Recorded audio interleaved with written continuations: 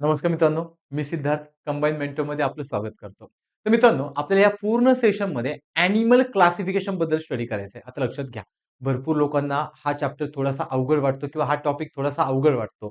आता सुरुवातीपासूनच तुम्ही तुमचा माइंडसेट एकदम पॉझिटिव्ह ठेवा. बिकॉज मी तुम्हाला एकदम सोप्या भाषेमध्ये ॲनिमल क्लासिफिकेशन काय आहे किंवा त्याला सोप्या भाषेमध्ये कसं लक्षात ठेवायचं तो आपण घेणार आहोत. आता लक्षात घ्या, तुम्हा सगळ्यांना याचं महत्त्व माहिती आहे. आपल्या एक्झामसाठी याला खूप महत्त्व आहे. कारण प्रत्येक वर्षी याच्यावरती तुम्हाला 1-2 प्रश्न आयोग विचारताना दिसतो. 1-2 प्रश्न म्हणजे मित्रांनो खूप मोठी गोष्ट आहे. आणि जर आपल्याला हे 1-2 प्रश्न मिळवायचे असतील, तर आपल्याला हा चॅप्टर पूर्ण चांगल्या बेसिक पासून ॲडव्हान्स पर्यंत या सेशनमध्ये आपण कव्हर करणार आहोत. मग लक्षात घ्या. आता एक्झॅक्टली ॲनिमल क्लासिफिकेशन काय असतं? ते का करायचं असतं? त्याच्यावरती आयोग प्रश्न कसे विचारतो? हे सगळे आपण इथे पाहणार आहोत. मग आता मोस्ट ऑफ मी तुम्हाला आधी प्रश्नांचा अँगल सांगतो. मग आपण या गोष्टीकडे जाऊयात. जर आपण इथे प्रश्नांचा अँगल पाहिला, तर मोस्ट ऑफ प्रश्न आयोग हे मल्टी स्टेटमेंटमध्ये विचारतो. म्हणजे मल्टी स्टेटमेंटमध्ये विचारतो म्हणजे काय? इन द सेन्स आयोग एखादा फायलम विचारतो किंवा आपण त्याला संघ म्हणतो. मग त्या संघाच्या रिगार्डिंग जे काही वाक्य आहेत किंवा जे काही विधाने आहेत, ते आपल्याला आयोग विचारतो किंवा काही विधाने दिलेली असतात. ह्या विधानांचा वापर करून आपला संघ ओळखायचा असतो किंवा काही एक्झाम्पल असतात. मग हे एक्झाम्पल कोणत्या संघांचे आहे, असंही आयोग आपल्याला विचारतो. मग आता लक्षात घ्या, जर आपण हा पूर्ण पूर्ण चॅप्टर पाहिला, तर पूर्ण चॅप्टर आपण एकदम ईझी वेने घेणार आहोत. आता हे घेण्यासाठी सगळ्यात पहिल्यांदा आपल्याला समजून घ्यावं लागेल, की ॲनिमल क्लासिफिकेशन एक्झॅक्टली काय असतं किंवा त्याला का करायचं असतं, हे समजून घ्यावं लागेल. मग लक्षात घ्या मित्रांनो, आता आपण जिथे राहतो ती एक जैवविविधता आहे, एक बायोडायव्हर्सिटी आहे. जर आपण आपल्या आजूबाजूला पाहिलं तर भरपूर प्राणी दिसतात, बरोबर? भरपूर आहेत. काही प्राणी युनिसेल्युलर आहेत, काही मल्टीसेल्युलर आहेत, काहींमध्ये भरपूर प्रमाणामध्ये अडॅप्टेशन झालेलं आहे. इव्हन त्यांच्या बॉडीमध्ये भरपूर चेंजेस सापडतात. मग जर आपल्याला प्रत्येक प्राण्यामध्ये वेगवेगळ्या प्रकारचं व्हेरिएशन भेटत असेल किंवा वेगवेगळ्या प्रकारचे कॅरेक्टर्स भेटत असतील, तर आपल्याला त्यांना वेगवेगळ्या ग्रुपमध्ये डिव्हाईड करणं गरजेचं असतं. मग लक्षात घ्या. मग वेगवेगळ्या ग्रुपमध्ये का डिव्हाईड करायचं? बिकॉज आपण आता याला एन्व्हायरमेंटचा पण अँगल देऊ शकतो, की आपल्याकडे फूड चेन आहे, इकोसिस्टम आहे, इकॉलॉजी आहे. मग यामध्ये प्रत्येक ॲनिमलचा काहीतरी रोल असतो. मग जर तो रोल समजून घ्यायचा असेल, तर आपल्याला त्यांच्या रोलनुसार त्यांचे वेगवेगळे ग्रुप बनवणं गरजेचं आहे, की ज्या ग्रुपलाच आपण काय म्हणतो, की आपल्याकडे असणारं ॲनिमल क्लासिफिकेशन. मग लक्षात घ्या, जर आता आपण ॲनिमल क्लासिफिकेशन पाहिलं, तर ह्या पूर्ण ॲनिमल क्लासिफिकेशनमध्ये कोणकोणत्या मेथड आहेत त्याही आपण इथे डिस्कस करणार आहोत. आजचं लेक्चर पूर्ण आपलं एक्झाम ओरिएंटेड असेल. सो एक्झामची डिमांड काय आहे आणि ती डिमांड ओळखून या लेक्चरमधून ती डिमांड फुलफिल करण्याचा आपला प्रयत्न राहील. मग आता लक्षात घ्या, जर आपण हा पूर्ण वे पाहिला की ॲनिमल क्लासिफिकेशनचा, तर ॲनिमल क्लासिफिकेशन एक्झॅक्टली कसं करतात? तर यासाठी भरपूर सायंटिस्टने भरपूर मेथड दिल्या.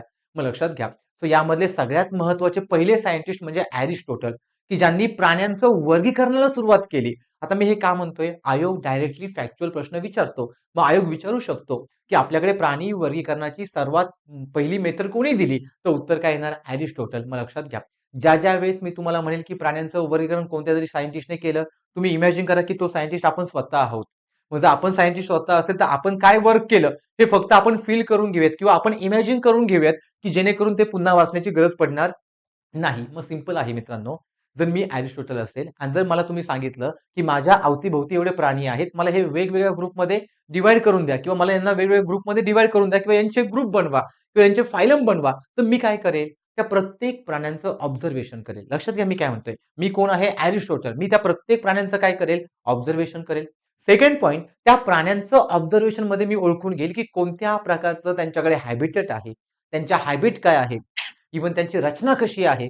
इव्हन ते कशा प्रकारे स्वतःचं अस्तित्व जगतात, मी हा सगळा स्टडी करेल आणि मग मी त्यांचे काय बनवेल? त्यांचे वेगवेगळे संघ म्हणजे वेगवेगळे ग्रुप बनवेल. मग लक्षात घ्या, ॲरिस्टोटलने पण तेच केलं, की ज्यावेळेस त्यांना प्राण्यांचं वर्गीकरण करायचं होतं किंवा ॲनिमलला क्लासिफाय करायचं होतं, त्यावेळेस त्यांनी त्या ॲनिमलच्या क्लासिफिकेशनसाठी काही पॅरामीटर डिझाइन केले. आता लक्षात घ्या, एक्झॅक्टली पॅरामीटर काय असतात? कोणत्याही वस्तूला जर आपल्याला कोणत्यातरी ठिकाणी नेऊन ठेवायचं असेल किंवा त्यांचे ग्रुप बनवायचे असतील, तर काहीतरी स्टडी ऑफ कॅरेक्टर करावा लागतो किंवा त्यांचे वैशिष्ट्ये काय आहेत, हे सगळं समजून घ्यावं लागतं. मग ॲरिस्टोटलने काय केलं? 3 पॅरामीटर घेतले आणि या 3 पॅरामीटरच्या आधारावरती प्राण्यांचं वर्गीकरण केलं, की त्यातला पहिला पॅरामीटर कोणता होता मित्रांनो? शरीराचे आकारमान, दुसरा पॅरामीटर आहे सवयी आणि तिसरा आहे अधिवास की ज्याला आपण हॅबिटेट म्हणतो. मग त्यांनी ऑब्झर्व्ह केलं की हा प्राणी जमिनीवरती राहतो, हा प्राणी पाण्यामध्ये राहतो, हा प्राणी हवेमध्ये राहतो. म्हणजे हे त्यांचे काय झाले, अधिवास झाले, हॅबिटेट झाले. देन या प्राण्यांच्या सवयी काहीतरी आहे, सवय म्हणजे हॅबिट काहीतरी आहे. त्याचबरोबर या प्राण्यांमध्ये आपल्याला काहीतरी आकारमान पाहायला मिळतोय. मग लक्षात घ्या, त्यांनी जो काही स्टडी केला तो on the basis of external study होता. एक्सटर्नल म्हणजे काय, तुम्हाला आता मी दिसतोय, पण माझ्या आतमध्ये असणारं बोन दिसतंय का, नाही. जर तुम्ही बोनचा स्टडी केला then it is called as internal study. पण जर आपण प्राण्यांचा फक्त एक्सटर्नल स्टडी करत असेल आणि एक्सटर्नल स्टडीवरून जर आपण त्यांचे वेगवेगळे ग्रुप बनवत असेल then it is called as external study. आणि असा एक्सटर्नल स्टडी कोणी केला होता, तर आपल्याकडे असणाऱ्या ॲरिस्टॉटल यांनी. आणि यांनी स्टडी करताना 3 आधार घेतले किंवा 3 पॅरामीटर घेतले. एक म्हणजे शरीराचं आकारमान, दुसरं म्हणजे त्या प्राण्यांच्या सवयी म्हणजे हॅबिट, आणि तिसरं म्हणजे त्या प्राण्यांचा हॅबिटेट कोणता आहे किंवा त्याला आपण अधिवास म्हणतो. मग लक्षात घ्या, या बेसिसवरती त्यांनी एक नवीन मेथड शोधली. या मेथडला म्हणतात कृत्रिम पद्धत किंवा artificial method of animal classification.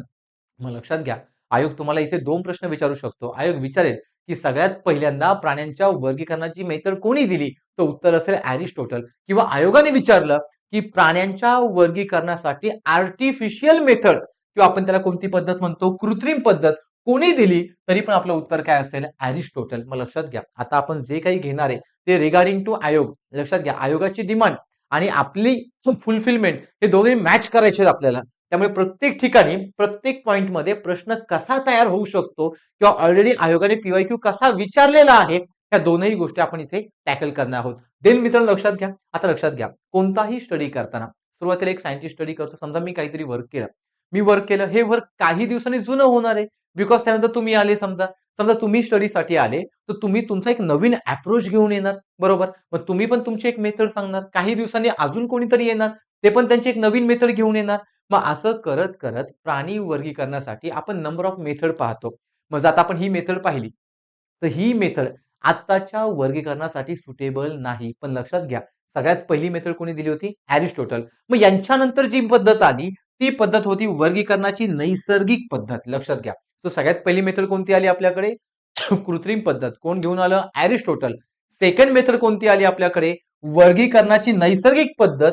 मग ह्या नैसर्गिक पद्धतमध्ये जसं आपण इथे काही आकारमान किंवा आपण सवय किंवा हॅबिटेट म्हणजे अधिवास असे काही गुणधर्म पाहिले किंवा असे काही आधार पाहिले, तसेच इथे सुद्धा आपल्याला आधार पाहायला मिळतात. मग लक्षात घ्या मित्रांनो, जी नैसर्गिक पद्धत आहे ती कशावरती अवलंबून होती, तर त्यांच्या शरीर रचनेविषयी गुणधर्म. मग त्या प्राण्यांची शरीर रचना कशी आहे, त्या रचनेचे गुणधर्म काय आहे, इव्हन त्यांचं फंक्शन काय आहे, यांच्या बेसिसवरती आपण त्यांना डिवाइड केलं. देन त्यांच्या बॉडीमध्ये कोणत्या प्रकारच्या पेशी म्हणजे कोणत्या प्रकारच्या सेल आहे याचाही आपण त्या ठिकाणी स्टडी केला. त्याचबरोबर त्यांच्या बॉडीमध्ये असणारे क्रोमोझोम, क्रोमोझोम म्हणजेच आपण गुणसूत्र पाहतो, मग त्यांच्याकडे कोणते क्रोमोझोम आहे यांचाही आपण आधार घेतला. देन त्यांच्या बॉडीमध्ये होणाऱ्या बायोकेमिकल रिएक्शन की ज्याला आपण जैव रासायनिक गुणधर्म म्हणतो किंवा जैव रासायनिक अभिक्रिया म्हणतो. मग या सगळ्यांच्या आधारावरती कोणती पद्धत आहे, वर्गीकरणाची नैसर्गिक पद्धत. मग लक्षात घ्या, जर तुम्ही दोन्ही मेथडचा विचार केला मित्रांनो, ही मेथड तुम्हाला most of study of external character करताना दिसते. एक्सटर्नल म्हणजे बाह्य. लक्षात घ्या, म्हणजे फक्त बाहेरून पाहिलं आणि स्टडी केलं म्हणून त्याला आपण आर्टिफिशियल मेथड म्हटलं. पण जर आपण त्यांचे क्रोमोझोम, त्यांच्या सेल, इव्हन त्यांच्या रचनाची, त्यांच्या शरीर रचनेचे कोणते गुणधर्म आहे किंवा त्यांच्या बॉडीमध्ये कोणत्या अभिक्रिया घडतात किंवा कोणत्या जैव रासायनिक क्रिया घडतात, या बेसिसवरती विचार केला, हा पूर्ण स्टडी कोणता आहे मित्रांनो, इंटरनल. मग सिंपल आहे, यांनी स्टडी केला तो एक्सटर्नल. जी ही पद्धत आहे कोणती आहे, इंटरनल. मग याच्यावरती आयोग कसा प्रश्न विचारेल, आयोग उद्या विचारेल की पुढील पैकी कोणते वैशिष्ट्य, किंवा असंही विचारेल की पुढील पैकी कोणते वैशिष्ट्य हे नैसर्गिक पद्धतीचे आहेत किंवा नैसर्गिक पद्धतीसाठी योग्य आहेत. मग आयोग यातले 3 विधाने देईल आणि एखादं विधान इकडून टाकेल. जर एखादं विधान इकडून टाकलेलं असेल तर ते या मेथडसाठी अयोग्य. सेम इथेही असं करू शकतं. मग आयोग विचारेल की शरीर रचनेविषयी गुणधर्म असतील, त्यांच्या पेशींचा अभ्यास असेल, त्यांच्या बॉडीमध्ये असणाऱ्या गुणसूत्रांचा अभ्यास असेल किंवा तिथे असणाऱ्या जैव रासायनिक अभिक्रियांचा अभ्यास असेल, हा सगळा अभ्यास कशामध्ये करण्यात आला, तो वर्गीकरणाच्या नैसर्गिक पद्धतीवरती. मग आता लक्षात घ्या मित्रांनो, आतापर्यंत आपण 2 मेथड घेतल्या. सगळ्यात फर्स्ट मेथड कोणती घेतली आपण, तर आपल्याकडे असणारी कृत्रिम पद्धत की जी कोणी गिव्हन केली, ॲरिस्टॉटलने गिव्हन केली. त्यानंतर आपण कोणती मेथड घेतली की वर्गीकरणासाठी असणारी नैसर्गिक पद्धत. मग जी आपल्याकडे कृत्रिम पद्धत आहे किंवा जी नैसर्गिक पद्धत आहे ती वेगवेगळ्या घटकांवरती अवलंबून आहे. देन याच्यानंतर अजून एक मेथड आली की जी मेथड आपल्याकडे इव्हॉल्युशन वरती बेस होती. इव्हॉल्युशन म्हणजे उत्क्रांतीवर आधारित होती आणि ती पद्धत म्हणजे उत्क्रांतीवर आधारित असणारी प्राण्यांच्या वर्गीकरणाची पद्धत की जी कोणी गिवन केली मित्रांनो, डॉम्बस्की आणि मेयर यांनी. आता लक्षात घ्या, दोनही सायंटिस्ट लक्षात ठेवा. पहिला कोण घेतला आपण, एरिस्टोटल. एरिस्टोटलने काय दिलं, कृत्रिम पद्धत.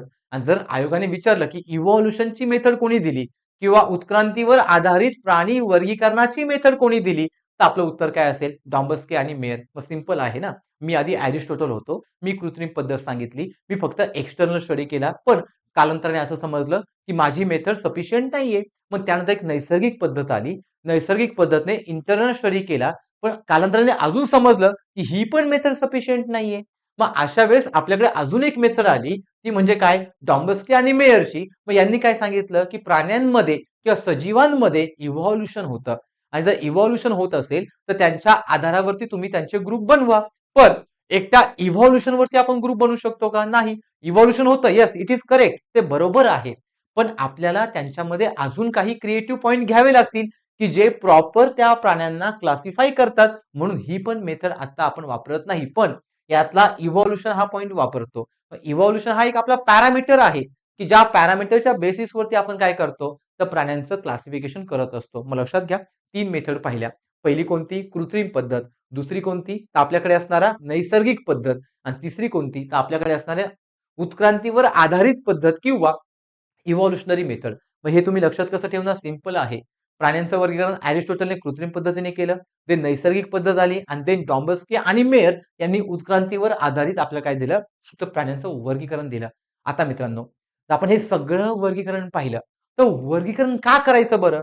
ठीक आहे, आता मी जर बाहेर गेलो तर मी ह्या बायोडायव्हर्सिटी मध्ये पाहिलं तर मला समजतं की हा कुत्रा आहे, ते मांजर आहे, ती गायी आहे, हा माणूस आहे.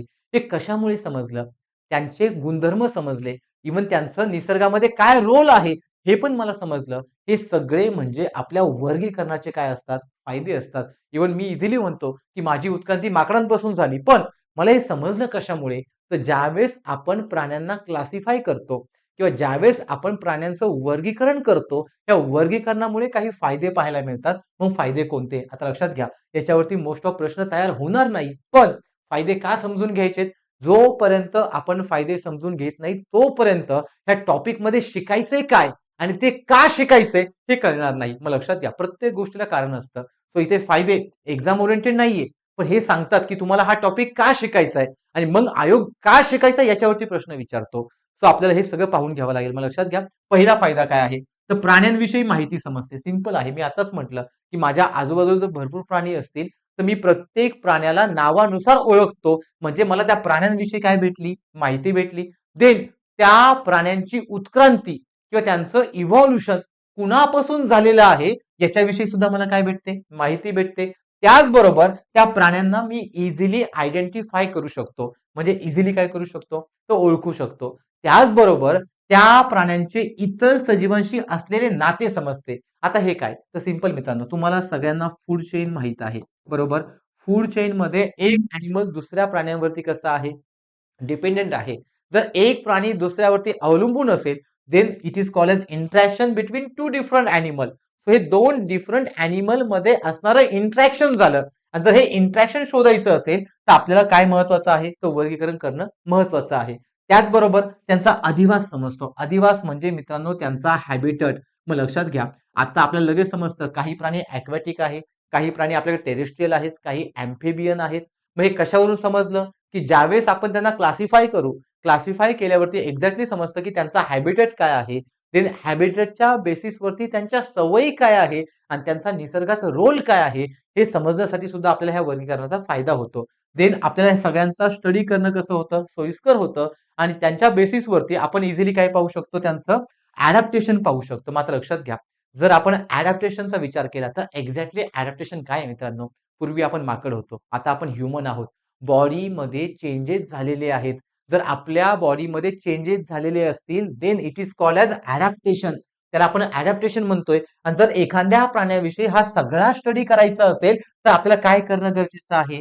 वर्गीकरण. आणि हेच वर्गीकरण आपल्याला वेगवेगळ्या सायंटिस्टने दिलेलं आहे, की ज्यामध्ये आपण पहिलं पाहिलं कृत्रिम पद्धत, दुसरी घेतली नैसर्गिक पद्धत आणि तिसरी आपण कोणती घेतली? उत्क्रांतीवर आधारित पद्धत. पण लक्षात घ्या मित्रांनो, सायन्स आहे, डेली अपडेट होत राहतं. आणि जर सायन्स डेली अपडेट होत असेल तर ह्या तीनही मेथड काळाच्या ओघानुसार मागे पडल्या आणि चौथी मेथड पुढे आली. ती चौथी मेथड म्हणजे ट्रॅडिशनल मेथड. आता लक्षात घ्या, आतापर्यंत आपण 3 मेथड ऑलरेडी डिस्कस केलेले आहेत. आता चौथी मेथड कोणती घेतोय आपण? Traditional method.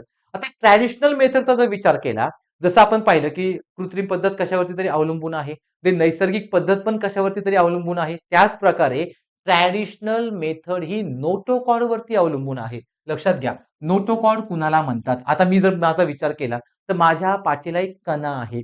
त्या पाठीच्या कण्यालाच मी काय म्हणतो? नोटोकॉड. पण ट्रॅडिशनल मेथड काय सांगते मित्रांनो, की ज्या प्राण्यांना नोटोकॉड आहे त्यांचा ग्रुप वेगळा करा.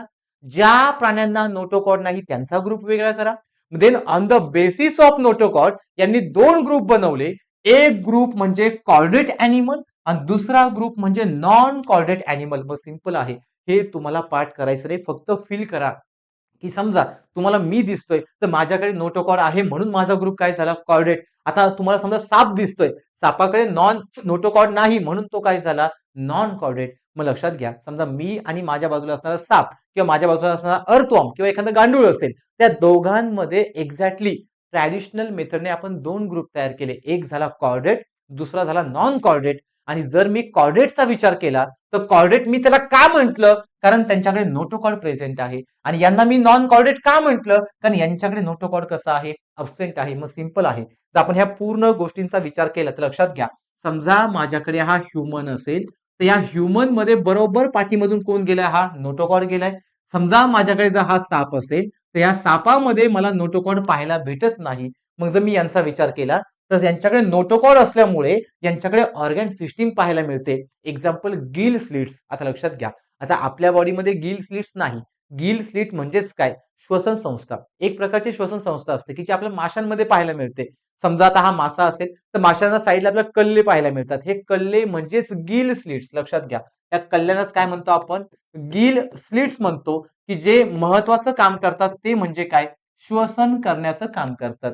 मग आपल्या बॉडीमध्ये गिल स्लिटची डेव्हलपमेंट झालेली आहे आणि आपल्याकडे नाकांची निर्मिती झाली किंवा नॅझल कॅव्हिटीची निर्मिती झाली. पण जर आपण नोटोकॉडच्या बेसिसवरती यांना क्लासिफाय करायला गेलो तर लक्षात घ्या, हा ग्रुप झाला कॉर्डेट.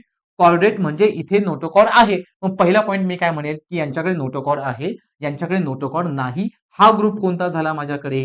Non chordate. मग लक्षात घ्या, ट्रॅडिशनल मेथड कशावरती डिपेंड आहे? नोटोकॉड वरती. आता मी इथे नोटोकॉड हा ड्रॉ केला. नोटोकॉड आहे म्हणजे इथे present, so it is called as chordate. इथे अब्सेंट म्हणून मी यांना काय म्हटलं? Non chordate. त्याचबरोबर नोटोकॉड असल्यामुळे यांच्या बॉडीला एक सपोर्ट भेटतो, यांच्या बॉडीला एक आधार भेटतो. समजा मी आहे, मला एक आधार भेटलाय. आधार भेटल्यामुळे माझ्याकडे नाकांची संस्था प्रेझेंट आहे आणि या नाकांच्या संस्थेला मी काय म्हणणार?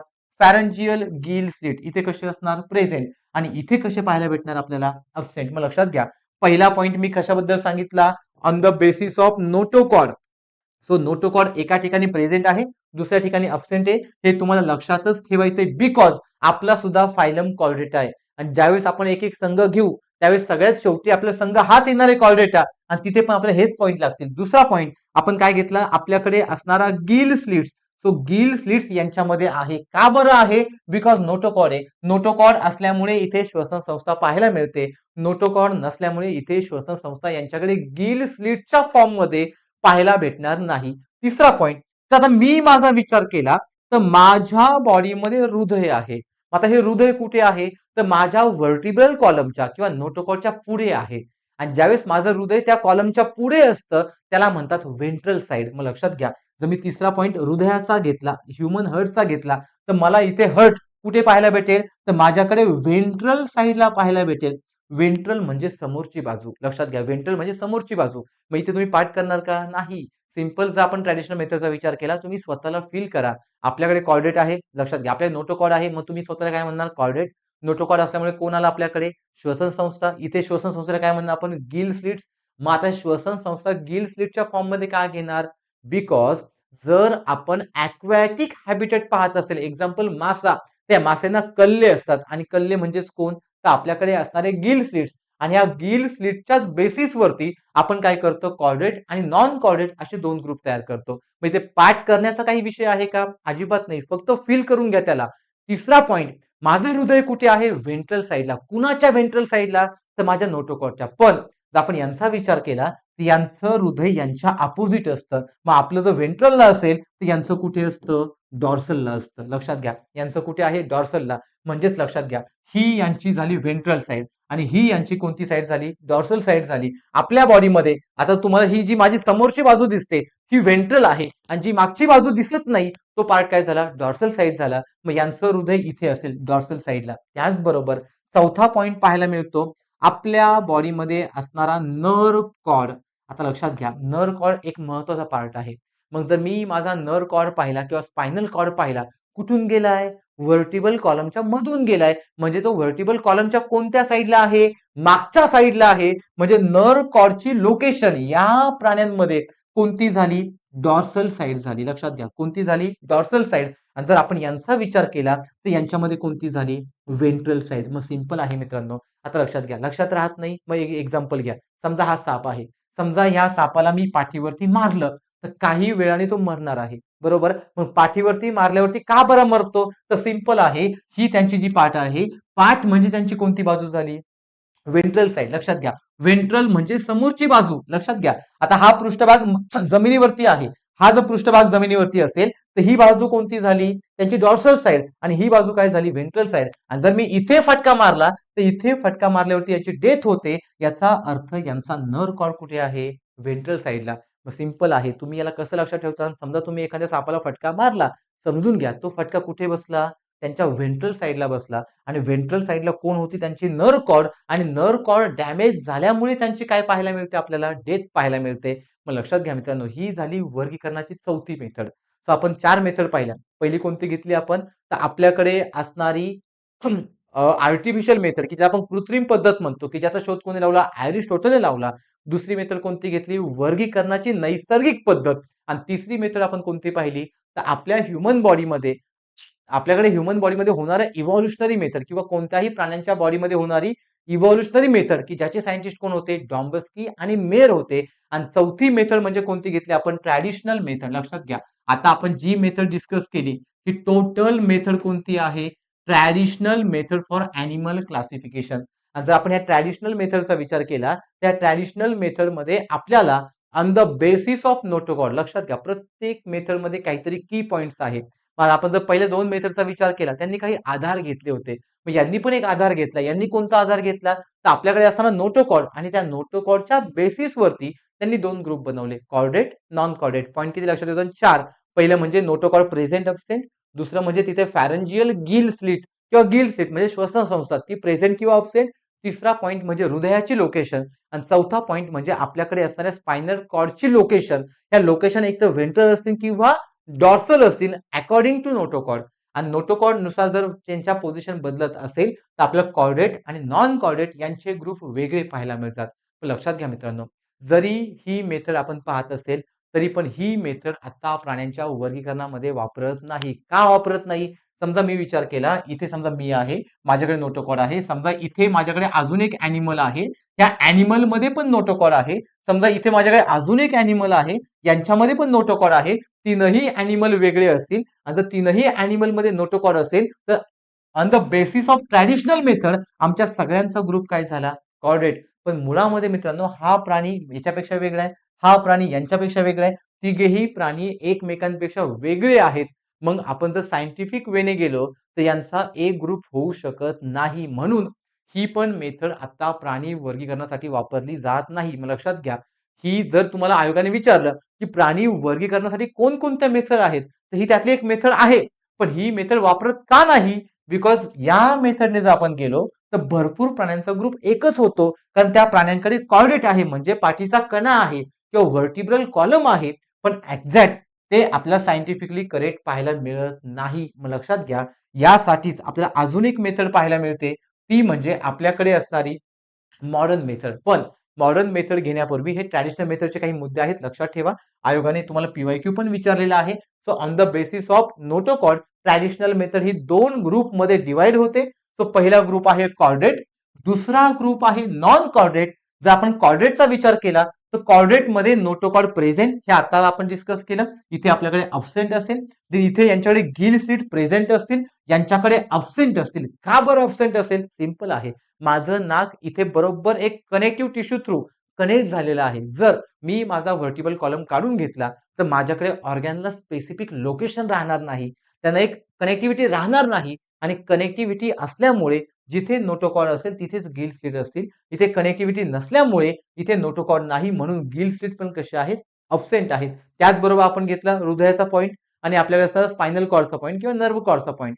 सो हृदय कुठे आहे किंवा हर्ट कुठे आहे? आपल्याकडे व्हेंट्रलला आहे, यांच्याकडे डॉर्सलला. अपोजिट असेल देन आपल्याकडे असणारा जो नर्व्ह कॉर्ड आहे तो पाठीमागून गेलाय, म्हणजे आपण त्याला काय म्हटलं? डॉर्सल साइड म्हटलं. यांच्याकडे कुठे असेल? व्हेंट्रल साइडला. मग लक्षात घ्या, ही मेथड स्टडी करताना एक पॉइंट लक्षात घ्या, तो म्हणजे कॉर्डेट किंवा नॉन कॉर्डेट. एक पॉइंट समजला की त्याच्या अपोजिट दुसरा असेल. मग लक्षात घ्या, जर आयोगाने विचारलं ट्रॅडिशनल मेथड कोणत्या घटकांवरती अवलंबून आहे, तर तुम्ही एकच म्हणायचं नोटोकॉर्ड वरती अवलंबून आहे. मग नोटोकॉर्ड वरती अवलंबून असेल तर आयोग असंही विचारेल की कॉर्डेट मध्ये किंवा पुढीलपैकी कोणतेही विधाने हे आपल्याला कॉर्डेट साठी योग्य आहेत किंवा कॉर्डेट साठी बरोबर आहेत. मग आयोग म्हणेल की यांच्यामध्ये हृदय व्हेंट्रल साईडला असतं. काहीच नाही करायचं, स्वतःला फील करायचं आपण कॉर्डेट आहोत. मग आपण जर कॉर्डेट असेल तर आपल्याकडे नोटोकॉर्ड आहे. मग नोटोकॉर्डच्या पुढे कोण आहे? आपला व्हेंट्रल म्हणजे हृदय आहे. मग हृदय व्हेंट्रल साईडला, विधान योग्य म्हणायचं. जर आयोगाने म्हटलं स्पायनल कॉर्ड किंवा नर्व्ह कॉर्ड या प्राण्यांमध्ये मागच्या साईडला असतो, मागच्या साईडला काय म्हटलं आपण? Dorsal side. लगेच आपण इमॅजिन करायचं स्वतःला मागच्या बाजूला आहे, बरोबर म्हणा. जर आयोगाने म्हटलं या प्राण्यांमध्ये नोटोकॉर्ड आहे, पाठीमागे हात लावून पाहायचं, लगेच नोटोकॉर्ड लागतो, विधान योग्य म्हणा. जर आयोगाने म्हटलं या प्राण्यांमध्ये गिल स्लिट्स आहेत, आता एक्झॅक्टली आपल्याकडे गिल स्लिट नाही पण श्वसन संस्था आहे. लक्षात घ्या, गिल स्लिटचं काम पण काय आहे? To respire, to breathing. ते ब्रिदिंग करतात. आणि जर ब्रिदिंग करत असेल तर आपल्यामध्ये इव्हॉल्युशन झालंय आणि इव्हॉल्युशन झाल्यामुळे आपण पाण्यातून जमिनीवरती आलोय. लक्षात घ्या, गिल स्लिट मोस्ट ऑफ कोणत्या प्राण्यांमध्ये सापडतात? जे ॲक्वॅटिक आहे, जे पाण्यामध्ये सापडतात तिथे आपल्याला गिल स्लिट पाहायला मिळतात. आता आपण कुठे आलोय? इव्हॉल्युशन झालोय. आता आपण टेरेस्ट्रियल वरती आलोय. टेरेस्ट्रियल वरती आल्यामुळे गिल स्लिटचं कन्व्हर्जन नाकामध्ये झालंय, म्हणजे श्वसन संस्था आहे, म्हणून ते पण विधान काय झालं? योग्य. मग अशा प्रकारचे मल्टी लाइनर स्टेटमेंट आयोग विचारतो. मग लक्षात घ्या, आतापर्यंत आयोगाने असे विधान नाही विचारले, पण ते आपलं प्रिडिक्शन आहे. आयोग त्याच्यावरती विचारू शकतो, सो आपल्याला त्यावेळी तिथे जायचं आहे. मग लक्षात घ्या, ज्या ज्या ठिकाणी मी हे पीवायक्यू मेन्शन केलेलं आहे तुम्ही समजून घ्या, त्याच्यावरती आयोगाने प्रश्न विचारलेले आहेत. ऑलरेडी ते पीवायक्यू येऊन गेलेले आहेत. ते आता लक्षात घ्या. तर आतापर्यंत आपण 4 मेथड घेतल्या, त्या चारही मेथड आता आयोग वापरत नाही. लक्षात घ्या, चारही मेथड आयोग म्हणजे चारही मेथड आपण सायंटिफिक वेने ॲनिमल क्लासिफिकेशन साठी वापरत नाही. मग आता 5वी मेथड कोणती? आता लक्षात घ्या, इथून पुढे आपण जेवढे फायलम घेणार, आता लक्षात घ्या, आपण भरपूर फायलम घेणार आहे. कोणकोणते फायलम घेणार आहे? फायलम पोरिफेरा आहे, फायलम निडारिया आहे, त्याला आपण फायलम सिलेंटेरेटा म्हणतो. फायलम म्हणजे संघ. देन फायलम प्लेटीहेलेमंथस आहे, त्याला आपण चपट्या कृमींचा प्राणी संघ म्हणतो. देन फायलम एस्केलेहेलेमंथस आहे, त्याला गोल कृमींचा प्राणी संघ म्हणतो. देन फायलम एकाइनोडर्मेटा आहे, फायलम ॲनिलिडा आहे, फायलम आपल्याकडे आर्थ्रोपोडा की जो लार्जेस्ट फायलम आहे, फायलम मोलिस्का आहे, फायलम हेमिकॉर्डेटा आहे आणि फायलम कॉर्डेटा आहे. आणि या कॉर्डेटा फायलमचे पुन्हा आपण 3 सब फायलम घेणार आहोत, की ज्यामध्ये एक युरोकॉर्डेटा, सेफेलोकॉर्डेटा आणि आपल्याकडे भेटणारा आपण स्वतः म्हणजे व्हर्टिब्रेटा. व्हर्टिब्रेटा म्हणजे अशा प्राण्यांचा संघ की ज्यांच्याकडे व्हर्टिब्रल कॉलम असतो. मग ह्या व्हर्टिब्रल कॉलम भरपूर प्राण्यांमध्ये आहे, म्हणून यांचं पुन्हा डिव्हिजन होतं, ते वेगवेगळ्या क्लासेसमध्ये होतं. असे क्लास 6 पाहिजेत. मग लक्षात घ्या, आता इथून पुढे आपल्याला जेवढा चॅप्टर पाहायचा आहे किंवा जेवढे संघ पाहिजेत ते सगळे कोणत्या सिस्टीमवरती डिपेंड असतील? Modern system of animal classification किंवा new system for animal classification. Modern आणि न्यू सिस्टीम दोघांचा अर्थ एकच झाला. जर आपण नवीन सिस्टीम ॲनिमल क्लासिफिकेशन साठी पाहत असेल तर ही एक्झॅक्टली कशी असेल किंवा एक्झॅक्टली यासाठी कोणते पॉइंट रिस्पॉन्सिबल आहे ते आपण इथे डिस्कस करणार आहोत. मग लक्षात घ्या, मी पुन्हा सांगतो, 4 मेथड आपण पाहिल्या. सगळ्यात पहिली मेथड कोणती आली? आर्टिफिशियल मेथड आली, की ती आपण ॲरिस्टोटलने डिस्क्राईब केली होती किंवा ॲरिस्टोटलने डेव्हलप केली होती. त्यांनाच आपण वर्गीकरणाची कृत्रिम पद्धत म्हणतो. दुसरी कोणती आली आपल्याकडे? नैसर्गिक पद्धत आली. तिसरी कोणती आली? उत्क्रांतीवर आधारित पद्धत आली. ती कोणी दिली होती? डॉम्बस्की आणि मेयर यांनी दिली. आणि चौथी मेथड कोणती आली? ट्रॅडिशनल मेथड, की जी कुणावरती अवलंबून आहे? नोटोकॉर्ड वरती अवलंबून आहे. आणि ह्या नोटोकॉर्डच्या बेसिसवरती आपण त्यांचे 2 ग्रुप केले, कॉर्डेट आणि नॉन कॉर्डेट. पण लक्षात घ्या, ह्या मेथड काळाच्या ओघानुसार जुन्या झाल्या. तर यांचा वापर आता आपण प्राण्यांच्या वर्गीकरणासाठी करत नाही. मग आता प्राण्यांच्या वर्गीकरणासाठी आपण कोणती मेथड वापरतो? मॉडर्न मेथड किंवा modern system for animal classification किंवा new system for animal classification. मग त्यामध्ये सगळ्यात पहिली मेथड वापरतात ग्रेड ऑफ ऑर्गनायझेशन. लक्षात घ्या, सगळ्यात पहिला क्रायटेरिया कोणता आला? Grade of organisation. आता हे सगळं प्रॉपर समजून घ्या, एकदम सोपं असणार आहे. आणि जर तुम्हाला हे समजलं तर संघ ओळखायचा कसा किंवा संघाचा स्टडी कसा करायचा हे तुम्हाला क्लिअर होऊन जाईल. आता आपल्या पीडीएफ मध्ये हे सगळं आलेलंच आहे. इव्हन तुम्हाला तो पीडीएफ भेटणार पण आहे. पण आधी आपण कन्सेप्ट समजून घेऊयात आणि मग जो काही आपला फॅक्च्युअल डेटा असेल तो आपण त्या पीडीएफ मध्ये जाऊन पाहूयात. आता लक्षात घ्या, जर आपण ग्रेड ऑफ ऑर्गनायझेशनचा विचार केला तर याचा एक्झॅक्टली मिनिंग काय होतो? ऑर्गनायझेशन म्हणजे आपल्याकडे असणारा ओरिजिन. लक्षात घ्या, आपल्याकडे असणारा ओरिजिन. ओरिजिन म्हणजे त्या प्राण्यांची सुरुवात कुठून झाली ते आपल्याला पाहिजे. मग लक्षात घ्या, प्रत्येक प्राण्यांची सुरुवात कशापासून तरी झालेली आहे. मग ज्यापासून त्याची सुरुवात झालेली असेल तो त्यांचा काय असणार आहे? ग्रेड असणार आहे. आणि त्या ग्रेडलाच आपण काय म्हणणार आहे? Grade of organisation. मग लक्षात घ्या, समजा मी तुम्हाला म्हटलं अमिबा, तुम्ही काय म्हणता? अमिबा तयार झाला सेल पासून. मी काय म्हणतोय कळतंय का? समजा मी तुम्हाला म्हटलं बुरशी, तर बुरशी काय आहे? बुरशी ही युनिसेल्युलर आहे, मल्टी सेल्युलर नाही. तरी पण ती डोळ्याला दिसते. पण डोळ्याला का दिसते? बिकॉज ग्रुप ऑफ सेल आहे. लक्षात घ्या, सेलचा जो ग्रुप झाला तर टिश्यू तयार होतो, बरोबर. पण असेही काही सजीव आहे की जे त्यांच्या सेलचा ग्रुप तयार करतात पण त्यांचा टिश्यू बनत नाही. मग अशा वेळेस त्या प्राण्यांना म्हणतो आपण सेल्युलर ॲनिमल. लक्षात घ्या, त्यांना आपण काय म्हटलं? सेल्युलर ॲनिमल किंवा त्यांना म्हणतो आपण ग्रुप ऑफ सेल. लक्षात घ्या, मग काही प्राण्यांमध्ये आपल्याला फक्त सेल पाहायला भेटेल, काही प्राण्यांमध्ये ग्रुप ऑफ सेल पाहायला भेटेल. जर मी माझा विचार केला तर माझ्याकडे ऑर्गॅन सिस्टीम आहे. मग लक्षात घ्या, काही प्राण्यांमध्ये मला काय पाहायला भेटेल? Organ system. इवन काही प्राण्यांमध्ये मला काय पाहायला भेटेल? ऑर्गॅन पाहायला भेटेल. आणि काही प्राण्यांमध्ये मला काय पाहायला भेटतील? टिश्यू. आता काही प्राण्यांमध्ये जर आपण पाहिलं आपल्यामध्ये सगळंच आहे, बरोबर. ऑर्गॅन आहे, टिश्यू आहे, पण नाही आपण त्यांचा फायनल स्टेज पाहतोय. मग काही प्राण्यांची फायनल स्टेज ही असेल, काहींची ही असेल, काहींमध्ये ही असेल, काहींमध्ये ही असेल, तर काहींमध्ये ही असेल. जर मी अमिबा म्हटलं तर आपण हे झालो. जर मी एखादा ईस्ट म्हटलं किंवा एखादा बुरशी म्हटलं किंवा पाव आणि ब्रेड म्हटलं तर आपण ग्रुप ऑफ सेल झालो. किंवा मी म्हटलं की एखादा एखादा ॲनिमल आहे, समजा तो ॲनिमल डोळ्यांना दिसतोय तर तो टिश्यू झाला. एखादा ॲनिमल आहे त्याच्याकडे ऑर्गॅन, एक्झाम्पल अर्थवॉर्म, तो ऑर्गॅन वाला झाला. मी म्हटलं कॉकरोच, ह्युमन, हे काय झाले? ऑर्गॅन सिस्टीम झाले. याच्यावरून काय समजलं? प्रत्येक प्राण्यांची रचना, लक्षात घ्या, ओरिजिन म्हणजे सुरुवात, सुरुवात म्हणजेच रचना वेगवेगळी असेल. काही प्राण्यांची रचना फक्त सेल असेल, काही प्राण्यांची रचना ग्रुप ऑफ सेल असेल, काही प्राण्यांची रचना टिश्यू असेल, काही प्राण्यांची रचना ऑर्गॅन असेल आणि काही प्राण्यांची रचना काय असेल? ऑर्गॅन सिस्टीम असेल. तर या वेगवेगळ्या प्रकारे आपण यांना काय करू शकतो? तर डिवाइड करू शकतो. मग लक्षात घ्या, यावरूनच त्या प्राण्यांचे काय पडतात? ग्रेड पडतात. मग लक्षात घ्या, जर आपण या प्राण्यांचा ग्रेड पाहिला तर यांचा ग्रेड असतो प्रोटोप्लाझमिक. शब्द लक्षात ठेवा, यांचा ग्रेड काय झाला? प्रोटोप्लाझमिक. जर उद्या तुम्हाला आयोगाने विचारलं की अमिबा किंवा पॅरामोशियम किंवा कोणत्याही एखाद्या युनिसेल्युलर सेलचं नाव दिलं आणि आयोगाने विचारलं यांचा ग्रेड ऑफ ऑर्गनायझेशन काय असेल, तर तुम्ही लगेच बॅक ऑफ द माइंड लक्षात ठेवायचं, ग्रेड ऑफ ऑर्गनायझेशन म्हणजे त्यांची रचना. आणि हा प्राणी एकपेशीय आहे. जर तो एकपेशीय किंवा युनिसेल्युलर असेल तर त्यांचा ग्रेड ऑफ ऑर्गनायझेशन काय असतो?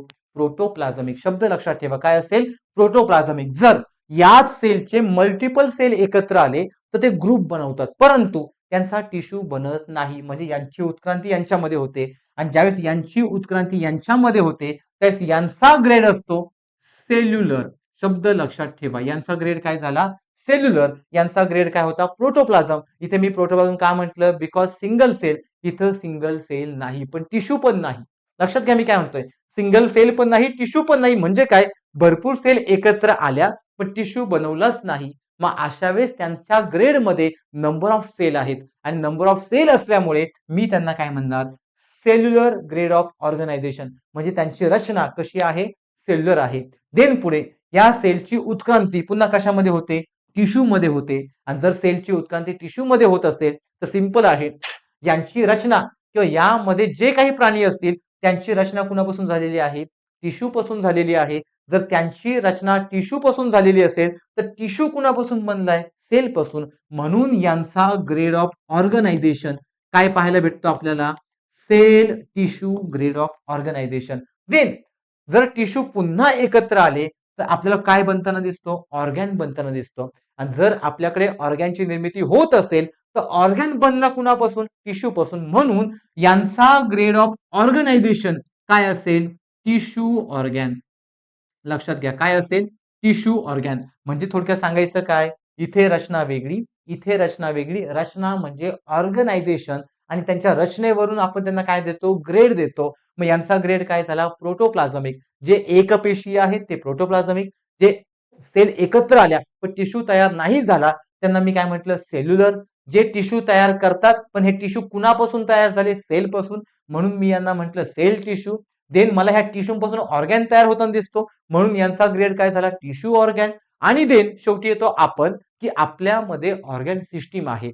आता एक्झॅक्टली ऑर्गॅन सिस्टीम कुणाला म्हणतात, की ज्यांच्या बॉडीमध्ये ऑर्गॅनचं नेटवर्क आहे, नंबर ऑफ ऑर्गॅन एकत्र आले, त्यांनी एक नेटवर्क बनवलं, याचा अर्थ त्यांच्या बॉडीमध्ये ऑर्गॅन सिस्टीम आहे. आणि जर त्यांच्या बॉडीमध्ये ऑर्गॅन सिस्टीम असेल then these organ system made by number of organs. आणि जर ती नंबर ऑफ ऑर्गॅन्स पासून बनली असेल तर त्यांचा ग्रेड ऑफ ऑर्गनायझेशन असतो ऑर्गॅन ऑर्गॅन सिस्टीम. लक्षात घ्या काय असतो, ऑर्गॅन ऑर्गॅन सिस्टीम. याच्यावरून काय समजलं, ज्या प्रकारे प्राण्यांची रचना त्या प्रकारे आपण त्यांना वेगवेगळ्या ग्रुपमध्ये ठेवणार. मग लक्षात घ्या. सो आपण आर्टिफिशियल मेथड पाहिली, आपण नॅचरल मेथड पाहिली, आपण त्यांचे काही बेसिस पाहिले होते, काही काही क्रायटेरिया पाहिले, की ज्या क्रायटेरियांच्या आधारावरती ते त्यांचं काय करायचे, वर्गीकरण करायचे. सेम सेम तशीच मेथड आहे, फक्त यांचे क्रायटेरिया बदलले. यांचे ऍडव्हान्स लेवलचे क्रायटेरिया आहेत किंवा मॉडर्न क्रायटेरिया आहेत. तो पहिला क्रायटेरिया कोणता घेतला आपण, ग्रेड ऑफ ऑर्गनायझेशन. मग यामध्ये सायंटिस्ट काय करणार, प्रत्येक प्राण्याला जवळ घालणार, त्या प्राण्यांमध्ये सेल आहे, ग्रुप ऑफ सेल आहे, टिश्यू आहे, ऑर्गॅन आहे का हे आहे, हे पाहून त्यांना वेगवेगळ्या ग्रुपमध्ये डिवाइड करणार. आणि वेगवेगळ्या ग्रुपमध्ये डिवाइड केलं तर असं डिवायडेशन आपल्याला एक्झॅक्टली प्राण्यांचं वर्गीकरण देतं. लक्षात घ्या. म्हणून या मेथडचा आता आपण प्राण्यांच्या वर्गीकरणासाठी काय करतो, वापर करतो. मग टोटल नवीन सिस्टीम मध्ये किती क्रायटेरिया घ्यायचे, 5. त्यातला पहिला कोणता झाला आपला, हा ग्रेड ऑफ ऑर्गनायझेशन. आता दुसरा क्रायटेरिया कोणता आहे लक्षात घ्या, दुसरा असतो बॉडी सिमेट्री. लक्षात घ्या सेकंड नंबरचा क्रायटेरिया कोणता आहे, बॉडी सिमेट्री. आता मित्रांनो सिमेट्रीचा मिनिंग समजून घ्या. सिमेट्री म्हणजे समान भाग. लक्षात घ्या सिमेट्री म्हणजे कोणता भाग, समान भाग. आणि बॉडी म्हणजे शरीर. जर एखाद्या प्राण्यांच्या शरीराचे समान भाग होत असेल then it is called as body symmetry. मग त्याला आपण काय म्हणू शकतो, बॉडी सिमेट्री. मग असे प्राणी कोणते, किंवा कोणत्या प्राण्यांचे समान भाग होतात, तर सिंपल आहे, बॉडी सिमेट्री अवलंबून असते इमॅजिनरी ऍक्सिस वरती. शब्द लक्षात घ्या महत्वाचा आहे.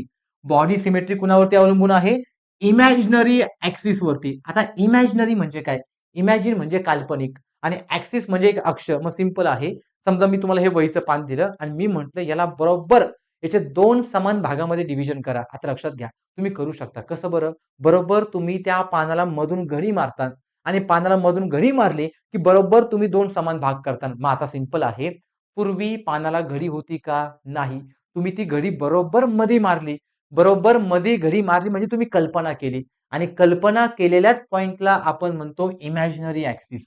लक्षात घ्या कल्पना केलेल्याच पॉइंटला आपण काय म्हटलं, इमॅजिनरी ऍक्सिस. मी तुम्हाला म्हटलं माझे 2 समान भाग करा, येस तुम्ही म्हणता हो होऊ शकतात. मग कसे करतात, आडवे की उभे, तुम्ही उभे करता. का बरं, तुम्हाला समजतं, तुम्ही कल्पना केलं, तुम्ही इमॅजिन केलं की उभं कट केलं की 2 समान भाग होतात.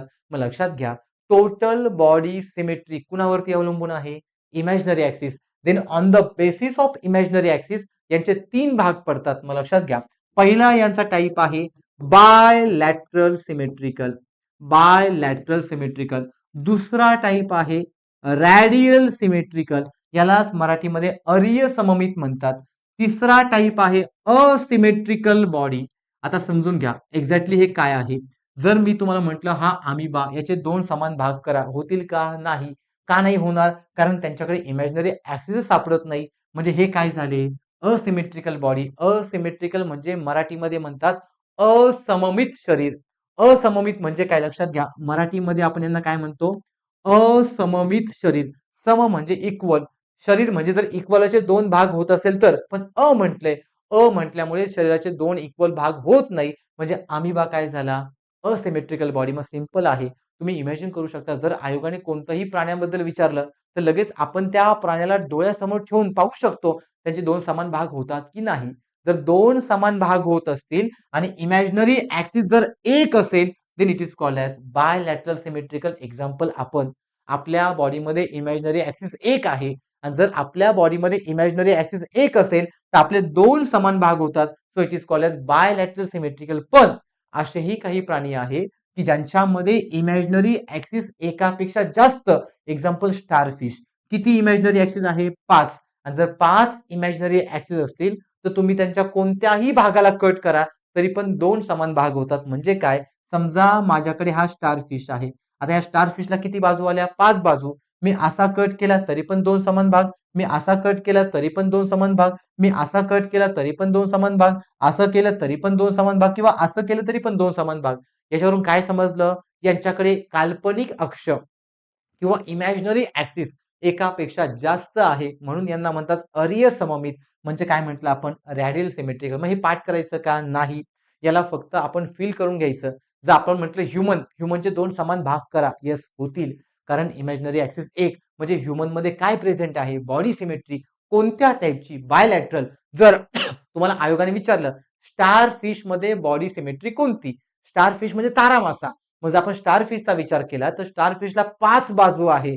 आणि जर स्टार फिशला 5 बाजू असतील तर इमॅजिनरी ऍक्सिस पण 5 असतील. याचा अर्थ हा बायलॅटरल नाही. यांच्याकडे काल्पनिक अक्ष एकापेक्षा जास्त आहे, म्हणून मी यांना काय म्हणणार? Radial symmetrical. आणि जर काल्पनिक अक्ष म्हणजे इमॅजिनरी ऍक्सिस नसेल तर मी याला काय म्हणणार? Asymmetrical body. मग सिंपल आहे मित्रांनो. आता लक्षात घ्या. मग आपण दोन क्रायटेरिया आतापर्यंत पाहिले. पहिला कोणता घेतला? आपल्याकडे असणारा ग्रेड ऑफ ऑर्गनायझेशन, की ज्यामध्ये आपण सेल घेतला, देन ग्रुप ऑफ सेल घेतला, टिश्यू घेतला, ऑर्गॅन घेतला, ऑर्गॅन सिस्टीम घेतला. यांच्या बेसिसवरती त्यांचे वेगवेगळे ग्रेड पाहिले. पहिला प्रोटोप्लाझमिक ग्रेड घेतला, दुसरा सेल्युलर ग्रेड घेतला, तिसरा सेल टिश्यू पाहिला, देन टिश्यू ऑर्गॅन आणि फायनली ऑर्गॅन सिस्टीम.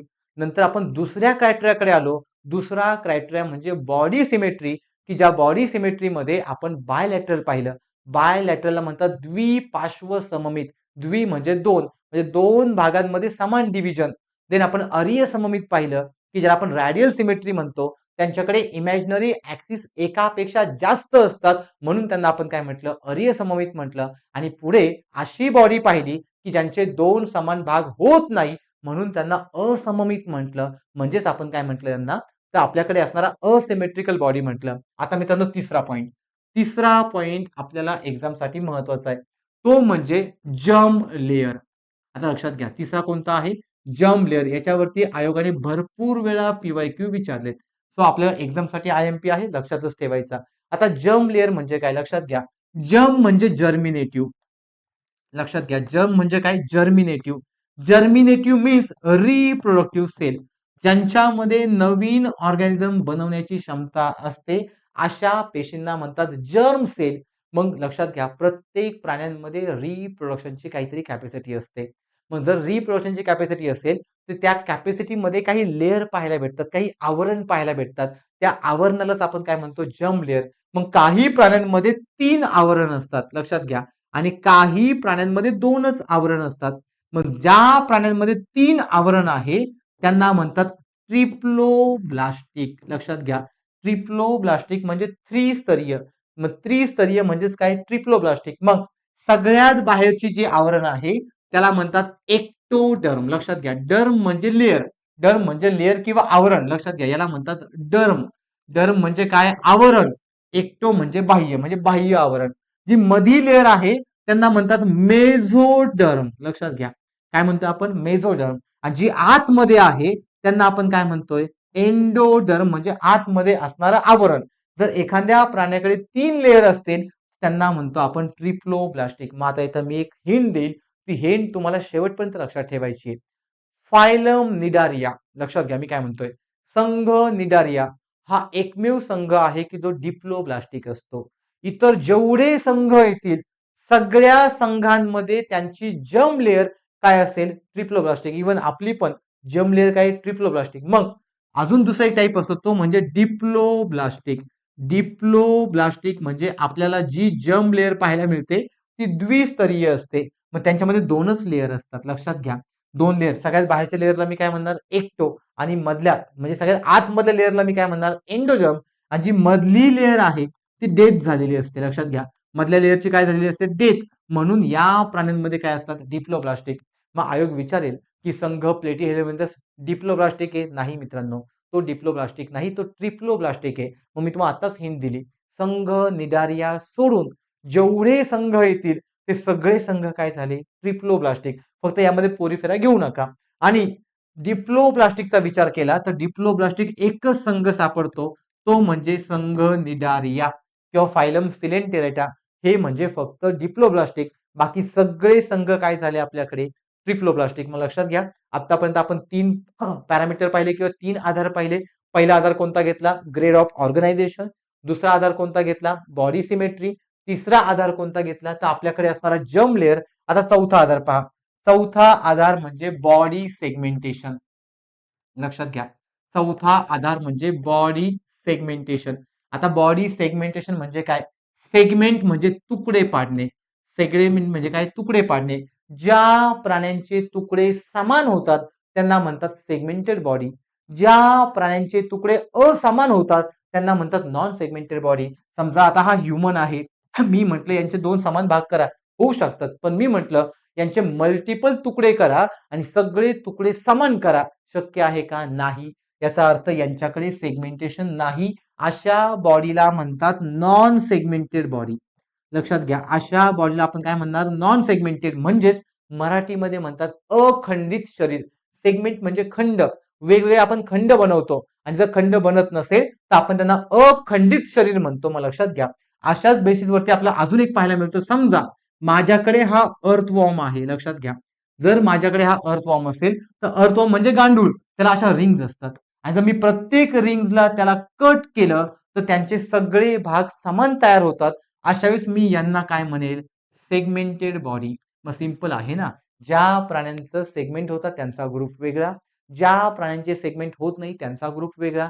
सो अशा प्रकारे आपण प्राण्यांचे काय करतो, तर वेगवेगळ्या ग्रुपमध्ये डिव्हिजन करत असतो. मग सिंपल आहे. So segmented, non segmented, both are the type of body segmentation. किती क्रायटेरिया झाले आपले, 4. मी पुन्हा रिपीट करतो. पहिला कोणता घेतला होता, ग्रेड ऑफ ऑर्गनायझेशन. दुसरा कोणता घेतला, बॉडी सिमेट्री. तिसरा कोणता घेतला, तर आपल्याकडे असणारा जर्म लेअर, ज्यामध्ये 2 पाहिले, ट्रिप्लोब्लास्टिक, डिप्लोब्लास्टिक. डिप्लोब्लास्टिक फक्त कुणामध्ये असतात, संघ निडारियामध्ये.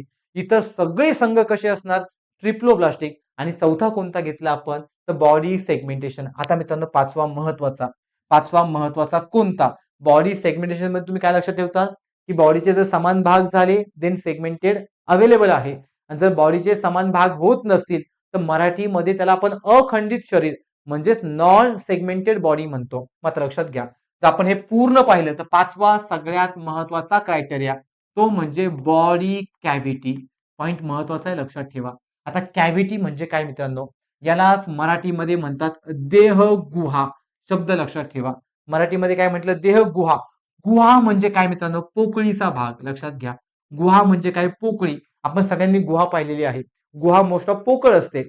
पोकळ म्हणजे बाहेरचा पोर्शन एक कठीण असतो आणि आतमधला पोर्शन पोकळ असतो. अशा पोकळ्या आपल्या बॉडीमध्ये असतात आणि या पोकळ्यांना आपण म्हणतो बॉडी कॅव्हिटी. एक्झाम्पल, ही क्रॅनियल कॅव्हिटी, ही थोरॅसिक कॅव्हिटी, ही आपली ॲब्डॉमिनल कॅव्हिटी. म्हणजे काय, इथे सगळ्या पोकळ्या आहेत. मग या पोकळ्या कुणामुळे तयार झाल्या, तर बोनमुळे. मग लक्षात घ्या, ज्या प्राण्यांमध्ये बॉडी कॅव्हिटी असेल ती कुणामुळे तयार झाली, बोन. मग हाडांचं एक कवरण तयार होतं, सॉरी हाडांचं एक आवरण तयार होतं आणि या कव्हरिंगमुळे किंवा ह्या आवरणच्या आतमध्ये एक पोकळी असते. या पोकळीलाच काय म्हणतो आपण, देहगुहा. मग या बेसिसवरती आपल्याला बॉडी कॅव्हिटी 3 टाईपची पाहायला मिळते. मग 3 टाईप कोणते, यामध्ये जर तुम्ही मराठीत लक्षात ठेवलं तर जास्तीत जास्त लक्षात राहील. मग लक्षात घ्या, पहिला टाईप असतो सत्य देहगुहा. शब्द लक्षात घ्या. पहिला टाईप कोणता आहे? सत्य देहगुहा. दुसरा टाईप असतो फसवी देहगुहा. लक्षात घ्या. दुसरा कोणता आहे? फसवी देहगुहा. आणि तिसरा टाईप असतो देहगुहाहीन. लक्षात घ्या. तिसरा कोणता टाईप आहे? देहगुहाहीन. यांना म्हणतात मित्रांनो इकायलोमेट. लक्षात घ्या. यांना आपण काय म्हणतो? इकायलोमेट. यांना म्हणतात सुडो. सुडो म्हणजे खोटं किंवा सुडो म्हणजे फसवी. यांना म्हणतात सुडो इकायलोमेट. शब्द लक्षात घ्या, महत्वाचे आहे. जर हे शब्द लक्षात राहत नसतील तर लक्षात ठेवा सत्य देहगुहा, फसवी देहगुहा. सो देहगुहा समजलं. देहगुहा म्हणजे बॉडी कॅव्हिटी. आणि तिसरा आहे देहगुहाहीन म्हणजे इथे देहगुहाच नसते, कॅव्हिटीच नसते. मग सिंपल आहे मित्रांनो. आता तुम्हाला माझ्याकडे पाहून काय वाटतं? बोन असतील का? येस असतील. जर माझ्याकडे बोन असतील म्हणजे माझ्या बॉडीमध्ये काय असेल? कॅव्हिटी असेल. म्हणजे मी काय झालो? सत्य देहगुहा. समजा मी तुम्हाला म्हटलं अर्थवॉर्म. अर्थवॉर्म सांगा. आता अर्थवॉर्मला आपण पाहिलं तर ते एकदम गोल होते, एकदम राऊंड होते. मग सिंपल आहे. मी गोल होऊ शकतो का? नाही होऊ शकत. कारण बॉडीमध्ये बोन आहे. बोन मला गोल होऊन नाही देऊ शकत. मग जर ते गोल होतात याचा अर्थ काय झाला? त्यांच्याकडे बॉडी कॅव्हिटी नाही म्हणजे ते काय झाले? देहगुहाहीन. म्हणजे समजते का मी काय म्हणते तुम्हाला? सिंपल वेने तुम्हाला काय करायचंय? प्राण्यांना वेगवेगळ्या ग्रुपमध्ये डिव्हाइड करायचंय. मग तुम्ही कॅव्हिटीच्या बेसवरती तुम्ही 3 ग्रुप बनवू शकता, की यांच्याकडे व्हर्टिबल कॉलम आहे किंवा यांच्याकडे बोन आहे. बोन आहे म्हणजे कॅव्हिटी आहे. यांना म्हणा सत्य देहगुहा. यांच्याकडे बोन सारखा पार्ट दिसतोय, पण एक्झॅक्टली बोन नाही. मी काय म्हणतोय कळतंय का? काही प्राण्यांना लांबून पाहिलं की असं वाटतं यांच्याकडे हाडं आहेत, म्हणजे बोन आहेत. आणि जवळ गेलं की असं वाटतं अरे बोनच नाही.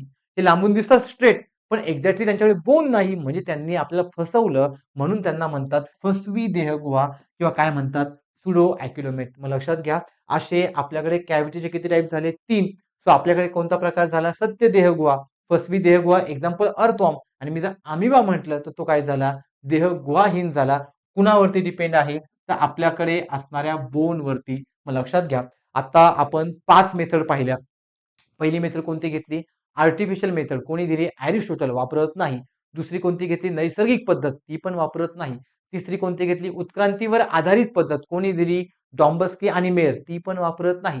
चौथी मेथड कोणी घेतली? Traditional method. कुणावरती डिपेंड आहे? नोटोकॉड वरती. नोटोकॉडच्या बेसिस वरती किती ग्रुप आहे? Chordate, non chordate. वापरत नाही. पण आयोगाचे PYQ आहेत. आणि पाचवी मेथड की जी आता आपण प्राण्यांच्या वर्गीकरणासाठी वापरतो ती म्हणजे new system for animal classification. ही एक वन ऑफ द अपडेट झालेली मेथड आहे की ज्यामध्ये 5 क्रायटेरिया पाहायला मिळतात. पहिला ग्रेड ऑफ ऑर्गनायझेशन, दुसरा क्रायटेरिया म्हणजे तिथे असणारी बॉडी सिमेट्री, तिसरा म्हणजे बॉडी सेगमेंटेशन, चौथा म्हणजे जर्म लेअर आणि पाचवा म्हणजे आता पाहिलं आपण बॉडी कॅव्हिटी. मात्र लक्षात घ्या ह्या 5 गुणधर्मांना विचारात घेऊन आपण प्रत्येक प्राण्यांना वेगवेगळ्या फायलममध्ये काय करणार आहोत? डिवाइड करणार आहोत. वेगवेगळा ग्रुप तयार करणार म्हणजे आपण त्यांच्या संघांची निर्मिती करणार. मग आता लक्षात घ्या हे सगळं आपण डिस्कस केलंय.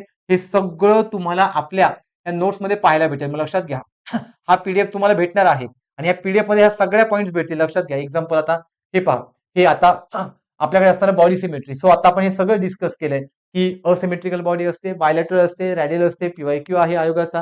हे सगळं तुम्हाला भेटणार आहे. सो लक्षात ठेवा इथे फक्त आता आपण काय डिस्कस केलंय की एक्झॅक्टली आपल्याकडे बॉडी सिमेट्री काय असते. त्यानंतर हे पहा बॉडी सिमेट्री. समजा आता ही शेळी आहे. शेळीमध्ये एक व्हर्टिकल कॉलम आहे. मग इमॅजिनरी ऍक्सिस दिसतोय एक. म्हणून हे काय झाले? बायलॅटरल. तर आपण द्विपार्श्व म्हटलं. हे पहा इथे अरीय सममित म्हणजे इमॅजिनरी ऍक्सिस एकापेक्षा जास्त. सो बायलॅटरल आपण रॅडियल सिमेट्रिकल म्हटलं. आता हे पहा समजा आपल्याकडे हे हायड्रा असेल तर याला बरोबर हायड्रा नाही. समजा आपल्याला हे एखादा वेगळा पेशी आहे की ज्या पेशीमध्ये कोणत्याही प्रकारचा इमॅजिनरी ऍक्सिस नाही. तर यांचे 2 समान भाग होतील का? नाही. हे पहा ना. मी आता डिवाइड केला. हा भाग वेगळा, हा भाग वेगळा. 2 समान भाग झाले नाही. म्हणून मी यांना काय म्हणणार? असममित शरीर म्हणणार. आणि त्याचबरोबर आता मी जर ह्या 3 लेयरचा विचार केला तर इथे 3 लेयर आहे, इथे 2 लेयर आहे. मग आता आपण यांचं इंग्लिशमध्ये पाहिलं बाहेरच्या लेयरला एक्टो म्हणतात, मधल्याला मेझो म्हणतात आणि आतमध्ये असणाऱ्या लेयरला एंडोडर्म म्हणतात. लक्षात घ्या. बाहेरच्या लेयरला आपण काय म्हटलं होतं? एक्टोडर्म. लक्षात घ्या. काय म्हटलं होतं आपण? एक्टोडर्म. त्यालाच आपण इंग्लिशमध्ये काय म्हणतो? सॉरी मराठीमध्ये काय म्हणतो आपण? बहिर्जस्तर. लक्षात घ्या. काय म्हणतो आपण मराठीमध्ये? बहिर्जस्तर. आतमधल्या लेयरला काय म्हणतात? एंडोडर्म. आणि मला असं वाटतं या शब्दांपेक्षा हे शब्द सोपे आहेत. एक्टो म्हणजे बाहेर, मेझो म्हणजे मध्ये आणि एंडो म्हणजे आतमध्ये आणि पुढे डर्म. डर्म म्हणजे लेयर किंवा डर्म म्हणजे आवरण. 3 आवरण असेल तर त्रिस्तरीय, 2 असेल तर द्विस्तरीय. द्विस्तरीय फक्त संघ निडारिया असतो, शब्द लक्षातच ठेवा. बाकी सगळे ट्रिप्लोब्लास्टिक आहे. सगळे ट्रिप्लोब्लास्टिक म्हणजे कोणता संघ सोडून? संघ पोरीफेरा सोडून. आता पुढे या, हे सगळं आपण स्टडी केलंय. ते आपण पुढे पाहिले जर्म लेअर, डिप्लोब्लास्टिक, ट्रिप्लोब्लास्टिक मी म्हटलं पण इथे संघ निडारिया आणि इथे म्हटलंय पण संघ निडारिया सोडून इतर सर्व बहुतांश प्राणी काय भेटतात आपल्याला? ट्रिप्लोब्लास्टिक फॉर्म मध्ये पाहायला भेटतात.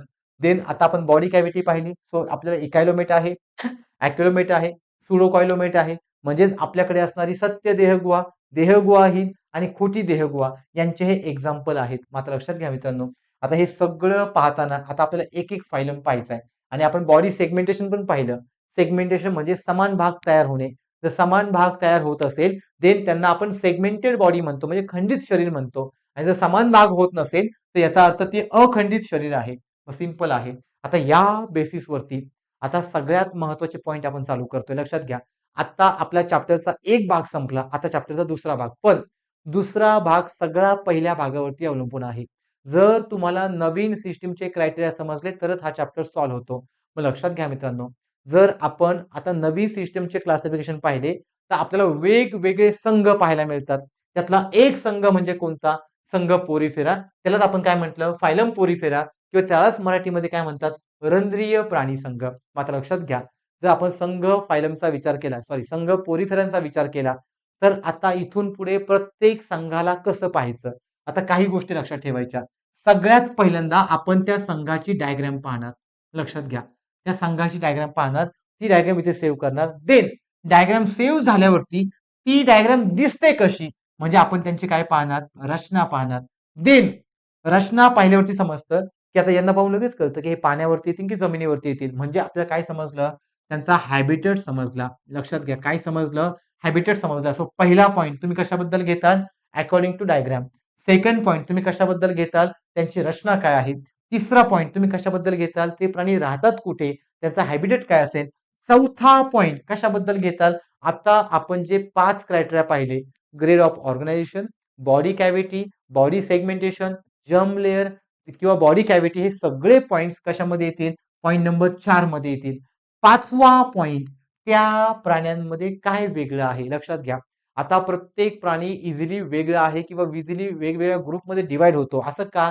प्रत्येक प्राण्यामध्ये काही ना काही वेगळं आहे, काही ना काही वेगळा ऑर्गॅन आहे. तो आपण ह्या 5 नंबरच्या पॉइंटमध्ये घेणार. आणि 6 नंबरचा पॉइंट जर तिथे रिप्रोडक्शन बद्दल माहिती असेल तर घेणार. अदरवाईज आपण डायरेक्टली काय पाहणार आहोत? एक्झाम्पल. मग लक्षात घ्या, इथून पुढे आपण जेवढे फायलम घेऊ, आता आपण फायलम थोडे रॅपिडली घेणार आहोत, पण हे सगळे फायलम तुम्ही ह्या वेने घेऊन जायचे. तर सगळ्यात पहिल्यांदा कोणताही फायलम पाहण्या अगोदर तुम्ही काय इमॅजिन करता? त्याची डायग्राम. लक्षात घ्या, आता डायग्राम इमॅजिन केलं की नंतर तुम्ही त्या डायग्राम वरून त्याची काय सांगणार? रचना. नंतर तुम्ही काय सांगणार? हॅबिटेट. आणि नंतर काय म्हणणार? त्यांचे जे काय आपण आता पॉइंट पाहिले, body cavity, body segmentation, germ layer, grade of organisation, हे सगळे पॉइंट आपण इथे डिस्कस करणार किंवा बॉडी सेगमेंटेशन. आणि देन 5वा पॉइंट, प्रत्येक प्राण्यामध्ये काही ना काही स्पेशल फीचर्स असतात, ते आपण इथे डिस्कस करणार. आणि शेवटचा पॉइंट आपण त्यांचे काय घेणार आहोत? तर एक्झाम्पल घेणार आहोत. मात्र लक्षात घ्या, हा क्रम लक्षात ठेवा किंवा लिहून ठेवा. त्या क्रमानुसारच आपल्याला जायचंय. आता आपला नियम काय सांगतो? की फायलम पाहताना सगळ्यात पहिल्यांदा आपण त्याची डायग्राम पाहणार. हे काय म्हटलंय इकडे लक्षच नका देऊ, फक्त फायलम पहा, फक्त डायग्राम पहा. डायग्राम पाहून काय वाटतंय?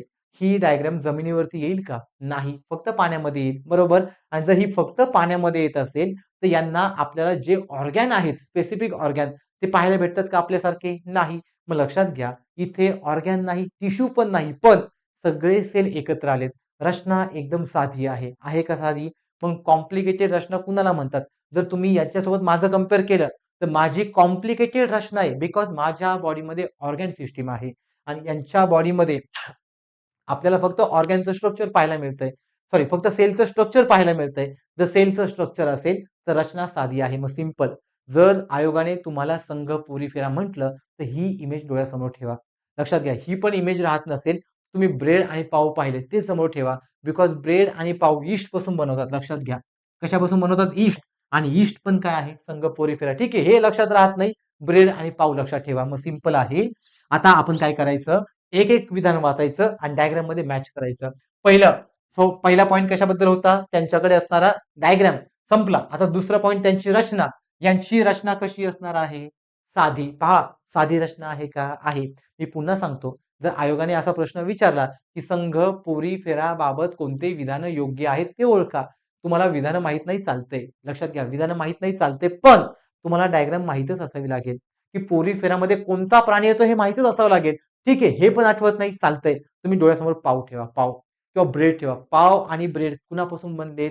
तर आपल्याकडे यीस्टपासून बनलेत. मग मी डोळ्यासमोर ठेवला पाव आणि मी वाचतोय रचना कशी आहे? साधी. मग पाव साधा आहे का? येस. विधान योग्य. लक्षात घ्या, विधान योग्य. देन पुढे मी वाचतो यांचं स्ट्रक्चरमध्ये स्पॉन्जेस आहे. स्पॉन्जेस म्हणजे स्पोर लाइक स्ट्रक्चर. स्पोर म्हणजे छिद्र-छिद्रांचं. पावमध्ये छिद्र आहेत का? आहेत. विधान योग्य. त्या छिद्रांनाच आपण काय म्हणतो लक्षात घ्या. जसं आपल्याला माउथ असतं. माउथचं काम काय आहे? काहीतरी घेणं किंवा काहीतरी सोडणं. तसंच यांच्याकडे माउथ नसल्यामुळे या छिद्रांना 2 नावं असतात. ऑस्टिया आणि ऑस्क्युला. लक्षात घ्या. प्रत्येक प्राण्यामध्ये काही ना काही युनिक आहे. हे ह्या प्राण्यांचं युनिक. मग लक्षात घ्या, जर ऑस्टिया आणि ऑस्क्युला पाहिलं, तर ह्या छिद्रांना आपण काय म्हणतो? ऑस्टिया आणि ऑस्क्युला. मग सिंपल आहे. आता हे पाव, ब्रेड हे बुरशीपासून बनवतात आणि बुरशी कुठे ग्रो होते? पाण्याच्या ठिकाणी. म्हणजे यांचा अधिवास किंवा यांचा हॅबिटेट काय असणार आहे? पाणी. लक्षात घ्या. यांचा हॅबिटेट काय असणार आहे? तर पाणी असणार आहे. त्याचबरोबर सिंपल आहे. समजा मी जर पाव पाहिला, लक्षात घ्या. समजा माझ्याकडे पाव आहे. ह्या पावाचे हे स्पोर आहेत. आणि जर मी यातला एक छिद्र वेगळा केला आणि याचे 2 समान भागात डिव्हिजन करायला गेलो, 2 समान भाग म्हणजे बॉडी सिमेट्री होईल का? नाही होणार. 2 असमान भाग होतील म्हणजेच इथे बॉडी सिमेट्री नाही म्हणजे काय झाले? असिमेट्रिकल. असिमेट्रिकल म्हणजे असममित. तुमच्या लक्षात आलं का? पहिला पॉइंट कशाबद्दल होता? डायग्राम. दुसरा पॉइंट रचनेबद्दल. तिसरा पॉइंट आपण ते कुठे राहतात? हॅबिटेट. चौथा पॉइंट आपण जे 5 पॉइंट पाहिले कोणकोणते? Grade of organisation, body cavity, body symmetry, body segmentation, germ layer त्यांच्याबद्दल आहे. देन 5वा पॉइंट प्रत्येक प्राण्यामध्ये काहीतरी युनिक ऑर्गन असतो. सो यांचा युनिक ऑर्गन कोणता आहे? Collar cell. याच्यावरती आयोगाचा PYQ आहे. आणि देन पुढे आता बुरशी एका जागेवरून दुसऱ्या जाग्या जाऊ शकते का? नाही. म्हणजे त्यांच्याकडे लोकोमोशन नाही. याचा अर्थ ती बुरशी एका जागी स्थानबद्ध आहे. स्थानबद्ध असणाऱ्या प्राण्यांना म्हणतात सेडिमेंटरी ॲनिमल. लक्षात घ्या. त्यांना आपण काय म्हणतो? Sedimentary animal. सेडिमेंटरी ॲनिमल म्हणजे स्थानबद्ध असणारा प्राणी आणि मग जर आपण यांचे एक्झाम्पल पाहिले, आपला शेवटचा पॉइंट म्हणजे त्यांचे एक्झाम्पल. जर आपण त्यांचे एक्झाम्पल पाहिले तर एक्झाम्पल काय पाहायला भेटतात? सायकॉन आहे, युस्पॉन्जिया आहे, त्यालाच आपण अंघोळीचा स्पंज म्हणतो. देन आपल्याकडे असणारा हायलोनिम आहे आणि शेवटचा म्हणजे युप्लेकेप्टला आहे. हे सगळे एक्झाम्पल म्हणजे कुणाचे? पोरीफेराचे. मग लक्षात घ्या, पहिल्या फायलमला आपण वेळ दिला, पण आता इथून पुढचे फायलम तुम्हाला कसे पाहायचे त्याची आयडिया आली असेल. मग सिंपल आहे. प्रत्येक फायलम पाहण्या अगोदर आपण काय घेणार? त्यांची डायग्राम. ती डोक्यामध्ये स्कॅन करायची आणि मग जे काही विधानं असेल ती योग्य की अयोग्य आपण ठरवायचे. मग सिंपल आहे. डायग्राम समजली की आपण सोडवू शकतो. हे का सांगतोय मित्रांनो? कारण जर तुम्ही 2024 पेपर पाहिला तर आयोगाने एक विचारलं होतं, की पुढीलपैकी कोणते विधान हे सस्तन प्राण्यासाठी योग्य की अयोग्य ते ओळखा. आता लक्षात घ्या. हा प्रश्न एवढा सोपा होता ना, इथे फक्त आपण स्वतःला इमॅजिन करायचं होतं, की आपण सस्तन प्राणी आहोत. लक्षात घ्या, आपण मॅमल्स आहोत. आपण सस्तन प्राणी आहे. आणि आयोगाने विधान काय विचारले होते, की पहिलं म्हटलं अंगावरती केस असतात. मात्र लक्षात घ्या, आपण पाठ केलंय का? नाही. तुम्ही स्वतःला फील करा, की आपण सस्तन प्राणी आहोत. आहोत आपण सस्तन प्राणी. लगेच हात समोर ठेवा. अंगावरती केस दिसतात. विधान योग्य म्हणा. पुढे म्हटलं, काही सस्तन प्राणी अंडे घालतात. येस, घालतात काही सस्तन प्राणी. विधान योग्य म्हणा. पुढे त्यांनी म्हटलं, सस्तन प्राण्यांचं हृदय 3 कप्प्यांचं असतं. नाही मित्रांनो, आपण सस्तन आहे.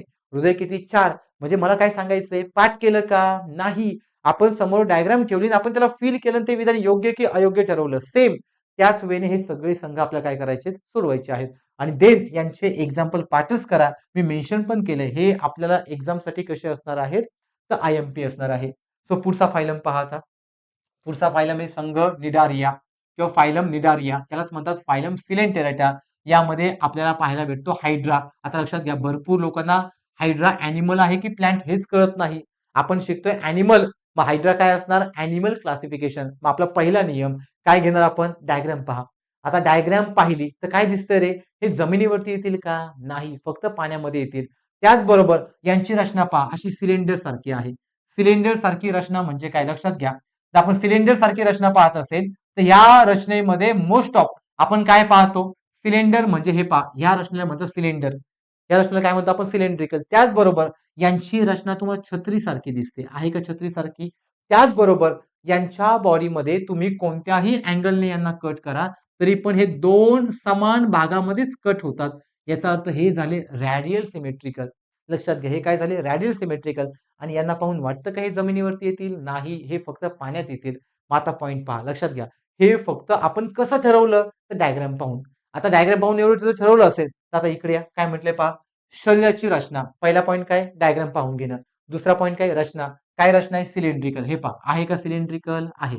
दुसरं काय म्हटलंय? बहुशुंडक. बहुशुंडक म्हणजे काय? आयोगाने मागच्या वर्षी एक प्रश्न विचारला 24 मध्ये, की जो हायड्रा असतो त्या हायड्राच्या टेंटॅकल्समध्ये, टेंटॅकल्सला शुंडक म्हणतात, कोणत्या प्रकारचं विष असतं? आता लक्षात घ्या, जर आपण हायड्रा पाहिलं, समजा हा हायड्रा आहे, हायड्राची ही बॉडी आहे, हे वरती आहे शुंडक, याला टेंटॅकल्स म्हणतात. लक्षात घ्या, शुंडकला आपण काय म्हणतो? टेंटॅकल्स म्हणतो. आणि ह्या टेंटॅकल्स मध्ये पॉइझन असतं, की जे दोन कामं करतात. एक स्वतःचं संरक्षण करतात, किंवा जर त्यांना शिकार करायची असेल तर दुसऱ्या प्राण्यांना दंश करून ते त्यातून न्यूट्रिएंट्स ऍब्झॉर्ब करतात. सो अशा प्रकारे ते त्या प्राण्यांचं वास्तव्य टिकून ठेवतात किंवा त्यांचा हॅबिटेट टिकवून ठेवतात. मग लक्षात घ्या, जर पहिला पॉइंट पाहिला, रचना कशी आहे? दंडाकृती, बहुशुंडक आहेत. त्याचबरोबर रचना कशी? छत्रीसारखी. हे पहा, आहे का छत्रीसारखी? आहे. फक्त डायग्राम पाहून विधानं क्लिअर होतात. देन पुढे पाण्यात राहतात. आता यांना पाहून वाटते का जमिनीवरती येतील? नाही, हे फक्त पाण्यातच सापडतात. देन पुढे यांची बॉडी, मी आताच म्हटलं, तुम्ही कोणत्याही टेंटॅकल्स पासून कट करा किंवा कोणत्याही शुंडक पासून कट करा, हे दोन समान भाग देतात. आणि जर हे दोन समान भाग देत असतील तर इमॅजिनरी ऍक्सिस एकापेक्षा जास्त आहे, म्हणून त्याला आपण काय म्हटलं? अरीय सममित किंवा काय म्हटलं? Radial symmetrical. आयोगाने विचारलेला PYQ आहे. देन पुढे यांची रचना द्विस्तरीय असते. आता हे नोट डाऊनच करून ठेवायचंय. जर डिप्लोब्लास्टिक पाहिलं, मी तुम्हाला सुरुवातीला पण सांगितलं, जर्म लेअर दोन प्रकारचे असतात, द्विस्तरीय, त्रिस्तरीय. जर आपण डिप्लोब्लास्टिकचा विचार केला तर डिप्लोब्लास्टिक फक्त संघ निडारियाच आहे किंवा संघ सिलेंटेरेट्राच आहे. आणि इथून पुढे जेवढे संघ येतील, प्रत्येक संघ आपल्याला ट्रिप्लोब्लास्टिक पाहायला मिळतो. लक्षात घ्या, प्रत्येक संघ कसा पाहायला मिळतो? ट्रिप्लोब्लास्टिक. हा संघ कसा पाहायला भेटतो आपल्याला? डिप्लोब्लास्टिक. आणि मग यांचे एक्झाम्पल लक्षात ठेवा. जसं आता पाचवा पॉईंट कोणता असणार? त्यांचा युनिक ऑर्गॅन. जसं आपण पाहिलं की पोरिफेरामध्ये कॉलर सेल होत्या, यांच्याकडे टेंटॅकल्स असतो, याला टेंटॅकल्स म्हणतात. लक्षात घ्या, हा जो वरचा भाग आहे याला टेंटॅकल्स म्हणतात, म्हणजेच काय म्हणतात? शुंडक म्हणतात. किंवा आपण त्याला काय म्हटलं? बहुशुंडक. बहुशुंडकलाच इंग्लिशमध्ये म्हणतात पॉलिप. लक्षात घ्या, त्यालाच आपण काय म्हणतो? तर पॉलिप म्हणतो. आता यांचे एक्झाम्पल पहा. हायड्रा आहे, सी अर्चिन आहे, ते आपण समुद्र फुल म्हणतो. आणि शेवटचा आहे पोर्तुगीज मॅन ऑफ द वॉर, की ज्यालाच आपण फायसेरिया म्हणतो. जेलीफिश आणि प्रवाळ हे यांचे एक्झाम्पल आहेत. आयोग विचारेल की प्रवाळ कोणत्या संघामध्ये येतं किंवा जेलीफिश कोणत्या संघामध्ये येतं, तर आपलं उत्तर काय असेल? संघ निरारिया. आता हा मुद्दा पाठांतराचाच आहे आणि हा वरचा मुद्दा ह्या डायग्राम नुसार समजून घेण्याचा आहे. म्हणजे फायलम मध्ये काही गोष्टी पाठच कराव्या लागतील, एक्झाम्पल त्यांचे उदाहरणं हे पाठच करावे लागतील, किंवा काही गोष्टी ह्या कन्सेप्च्युअल आहेत की ज्या आता आपण या डायग्राम नुसार पाहू शकतो. मग लक्षात घ्या मित्रांनो, आता आपले दोन संघ झाले, संघ पोरिफेरा, संघ निडारिया. आता पुढचा संघ पहा, संघ आहे प्लेटी हेलेमंथस. प्लेटी हेलेमंथस म्हणजे चपट्या क्रोमीनचा. लक्षात घ्या, प्लेटी म्हणजे फ्लॅट. प्लेटी म्हणजे काय? फ्लॅट. आता फ्लॅट म्हणजे काय? सिंपल आहे. आपला पहिला नियम, अगोदर डायग्राम पाहून घ्या. डायग्राम पाहिल्यावर काय वाटतं? रे सगळे प्राणी चपटे दिसतात. आहे का चपटे? देन जर मी याला असा मधून कट केला, दोन समान भाग होतील का? होतील. जर दोन समान भाग होतात म्हणजे बायलॅटरल सिमेट्रिकल. चपटे दिसतात. चपटे म्हणजे ही त्यांची रचना आहे. त्याचबरोबर ते लांबट पण आहेत. लक्षात घ्या, लांबट पण आहेत. आता यांना पाहून वाटते का यांना तोंड असेल म्हणून? नाही. मग लक्षात घ्या, प्रत्येक प्राण्यांची न्यूट्रिशन घेण्याची पद्धत वेगवेगळी असते. समजा मी माझा विचार केला तर मी माझं न्यूट्रिशन चावून घेईल. काही प्राणी सकर असतात, ब्लड शोषून घेतात. म्हणजे ब्लड शोषून घेतात त्यांना पॅरासाइट म्हणतात. लक्षात घ्या. मग पॅरासाइट मध्ये दोन टाईप असतात. पॅरासाइट म्हणजे परजीवी. परजीवी की जे दुसऱ्या जीवाचं ब्लड शोषून घेतात. मग यामध्ये दोन टाईप, काही एंडो पॅरासाइट असतात आणि काही एक्टो पॅरासाइट असतात. जर आपण एंडो पॅरासाइटचा विचार केला तर एंडो पॅरासाइट म्हणजे आतमध्ये जाऊन न्यूट्रिशन घेणे आणि एक्टो म्हणजे बाहेरूनच न्यूट्रिशन घेणे. एक्झाम्पल, तुम्ही गोचिड पाहिलं असेल, तुम्ही ढेकून पाहिलं असेल, तुम्ही मच्छर पाहिलं असेल, हे बाहेरून ब्लड शोषून घेतात, याला एक्टो पॅरासाइट म्हणतात. जे बॉडीच्या आतमध्ये जातात आणि ब्लड शोषून घेतात त्यांना एंडो पॅरासाइट म्हणतात. मग लक्षात घ्या, हे प्राणी पॅरासाइट असतात. आता यांची व्हॅल्यू पहा, काय म्हटले पहा, यांची रचना कशी आहे? चपटी. त्याचबरोबर हे कसे असतात? अंतःपरजीवी, आताच पाहिलं. आणि कसे असतात? स्वतंत्र राहणारे. मग काही पाण्यात राहतील, काही अॅनिमलच्या बॉडीमध्ये राहतील. देन यांच्याकडे कोणत्याही प्रकारची बॉडी कॅव्हिटी नाही. सिंपल आहे मित्रांनो. यांच्याकडे पाहून वाटते का रे बोन असतील? नाही. पहा ना किती बेंड झालेत. एवढे बेंड झाले असतील तर समजा हे माझ्या बॉडीमधून आतमध्ये गेले मला कळत पण नाही.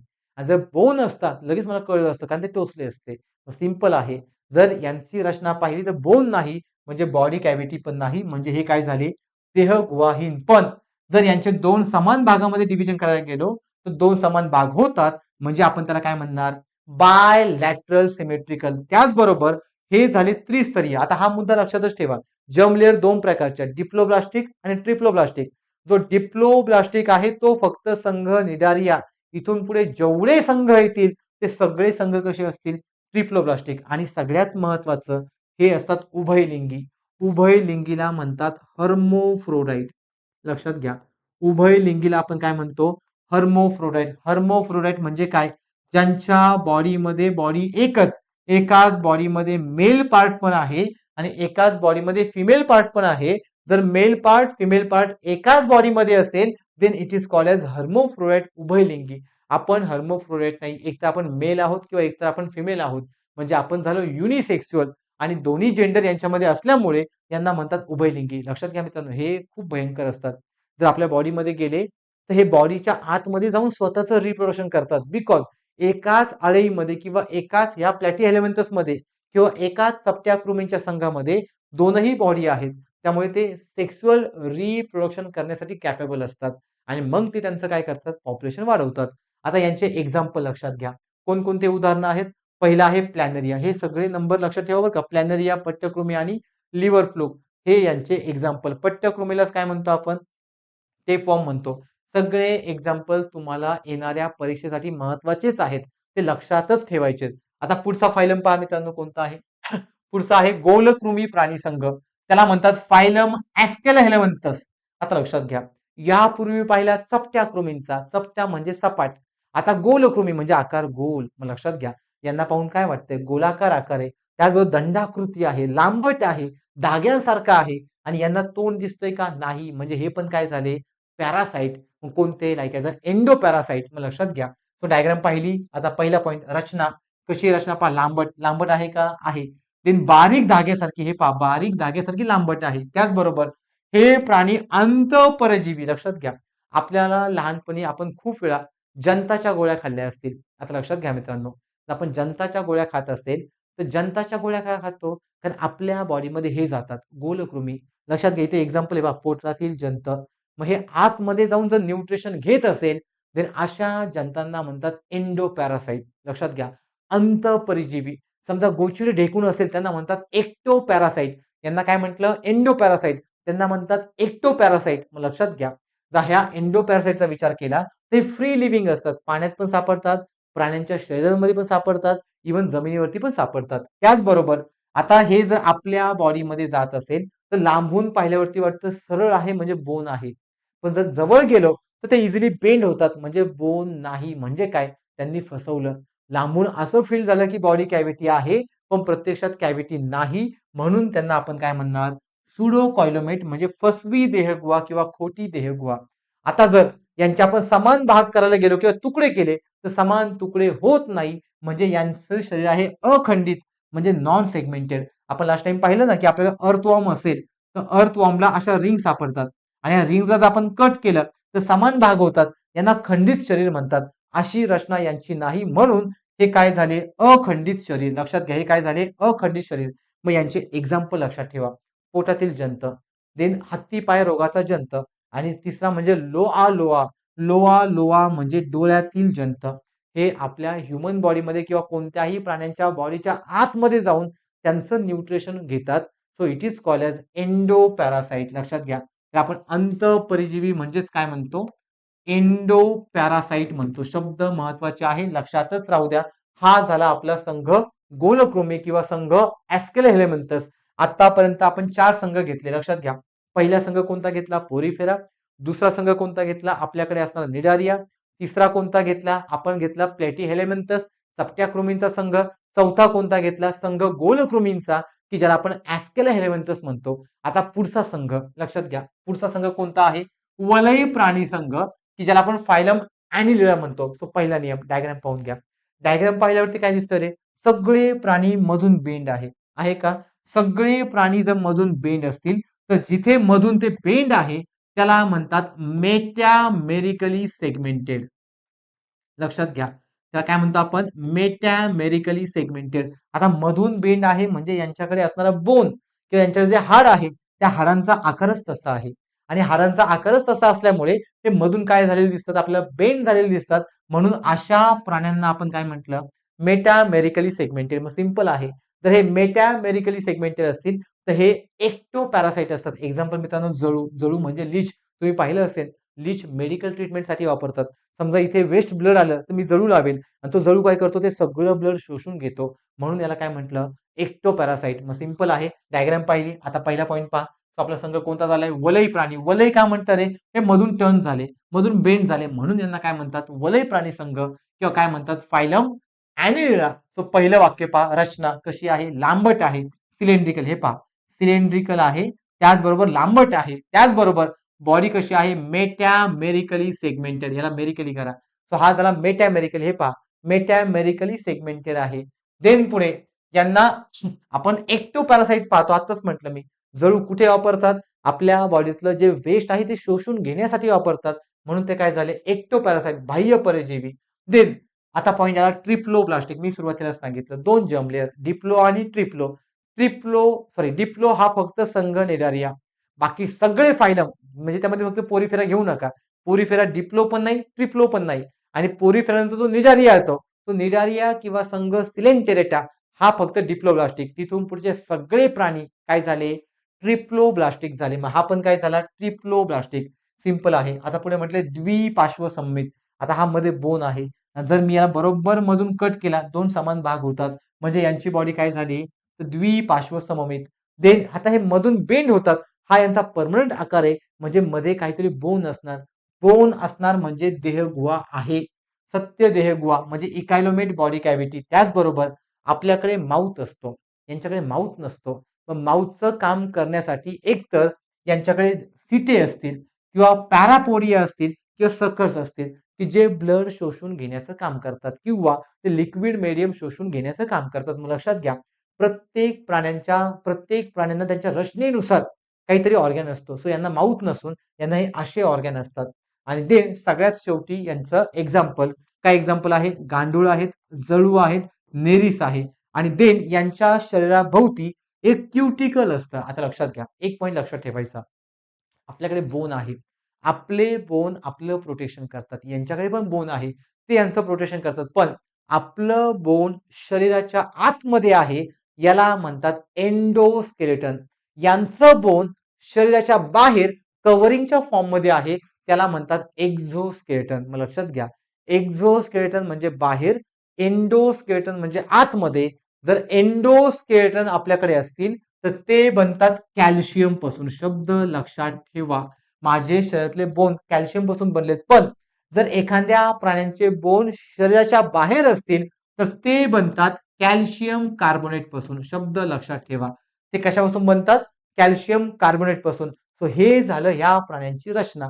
देन पुढे या. आता पुढचा फायलम पहा. पुढचा फायलम आहे फायलम आर्थ्रोपोडा. हा सगळ्यात मोठा प्राणी संघ आहे. का? आधी डायग्राम पाहून द्या, मग आपण समजून घेऊयात. ही डायग्राम पहा. तुम्हाला फुलपाखरू दिसतंय, विंचू आहे, पैसा आहे, झुरळ आहे. याला सगळ्यात मोठा फायलम का म्हणतात? बिकॉज याच्यामध्ये येणारे प्राणी हे आपण पाण्यात पण पाहू शकतो. हे प्राणी जमिनीवरती पण सापडतात. हे प्राणी आपल्याकडे एकदम हिली एरियामध्ये पण सापडतात आणि हेच प्राणी आपल्याला हवेमध्ये पण सापडतात. म्हणजेच काय? सगळ्या टाईपचे प्राणी इथे आल्यामुळे आपण याला सगळ्यात मोठा संघ म्हणतो किंवा सगळ्यात मोठा फायलम म्हणतो. तो म्हणजे आपल्याकडे असणारा फायलम आर्थ्रोपोडा. यालाच म्हणतात संधिपात प्राणी संघ. मग आता यांची रचना पहा. हे सगळे प्राणी छोट्या छोट्या तुकड्यांनी तयार झालेले असतात आणि हा सगळ्यात मोठा संघ आयोगाचा PYQ आहे. त्याचबरोबर यशस्वी प्राणी संघ आहे. हे सगळे प्राणी वेगवेगळ्या हॅबिटेटमध्ये सापडतात. म्हणजे सगळ्या प्रकारच्या अधिवासात हे सापडतात. आता यांचे जर्म लेअर मी सांगितलं तुम्हाला. एक विधान लक्षात ठेवा. संघ निडारिया सोडला की सगळे ट्रिप्लोब्लास्टिक. हे पहा, इथे पण काय आला? ट्रिप्लोब्लास्टिक. देन आता मी हा कॉक्रोच पाहिला तर कॉक्रोचकडे बोन असेल का? असेल. ह्या विंचूकडे बोन असेल का? असेल. देन फुलपाखरू बोन असेल का? असेल. बोन आहे म्हणजे बॉडी कॅव्हिटी आहे, लक्षात घ्या. बोन आहे म्हणजे बॉडी कॅव्हिटी आहे म्हणजेच इकायलोमेट. त्याचबरोबर यांचे समान भाग होत नाही म्हणजे अखंडित शरीर. देन समान भाग होत नाही म्हणजे काय, की समान प्रत्येक जर आपण त्याचे तुकडे केले तर प्रत्येक तुकडा समान नसेल म्हणजे अखंडित. पण शरीराचे दोन समान भाग होतात पण बायलॅटरल, लक्षात घेतलं आपण बायलॅटरल म्हणतो. पण एक अपवाद आहे. जर आपण ही गोगलगाय पाहिली, गोगलगायच्या बाहेर कवच आहे. बाहेर कवच म्हणजे एक्झोस्केलेटन कशापासून बनतील, कॅल्शियम कार्बोनेट. आणि आपला बोन आतमध्ये आहे, कशापासून बनेल, कॅल्शियम पासून.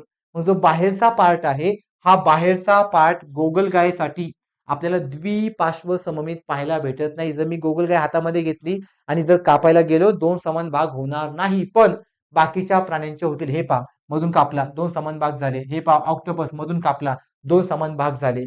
पण आपल्याला गोगलगायमध्ये तसं पाहायला भेटणार नाही. तो अपवाद आहे, त्यामुळे महत्वाचा अपवाद आहे, महत्वाचा. आयोगाला अशा गोष्टी आवडतात.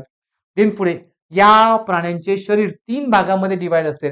आता मी माझा विचार केला, तीन भाग आहे, upper part, middle part, lower part, यांचे पण तीन भाग. एक म्हणजे आपल्याला हा पार्ट पाहायला भेटेल, दुसरा म्हणजे हा बॉडीचा, आणि तिसरा म्हणजे हा विसरल मासचा.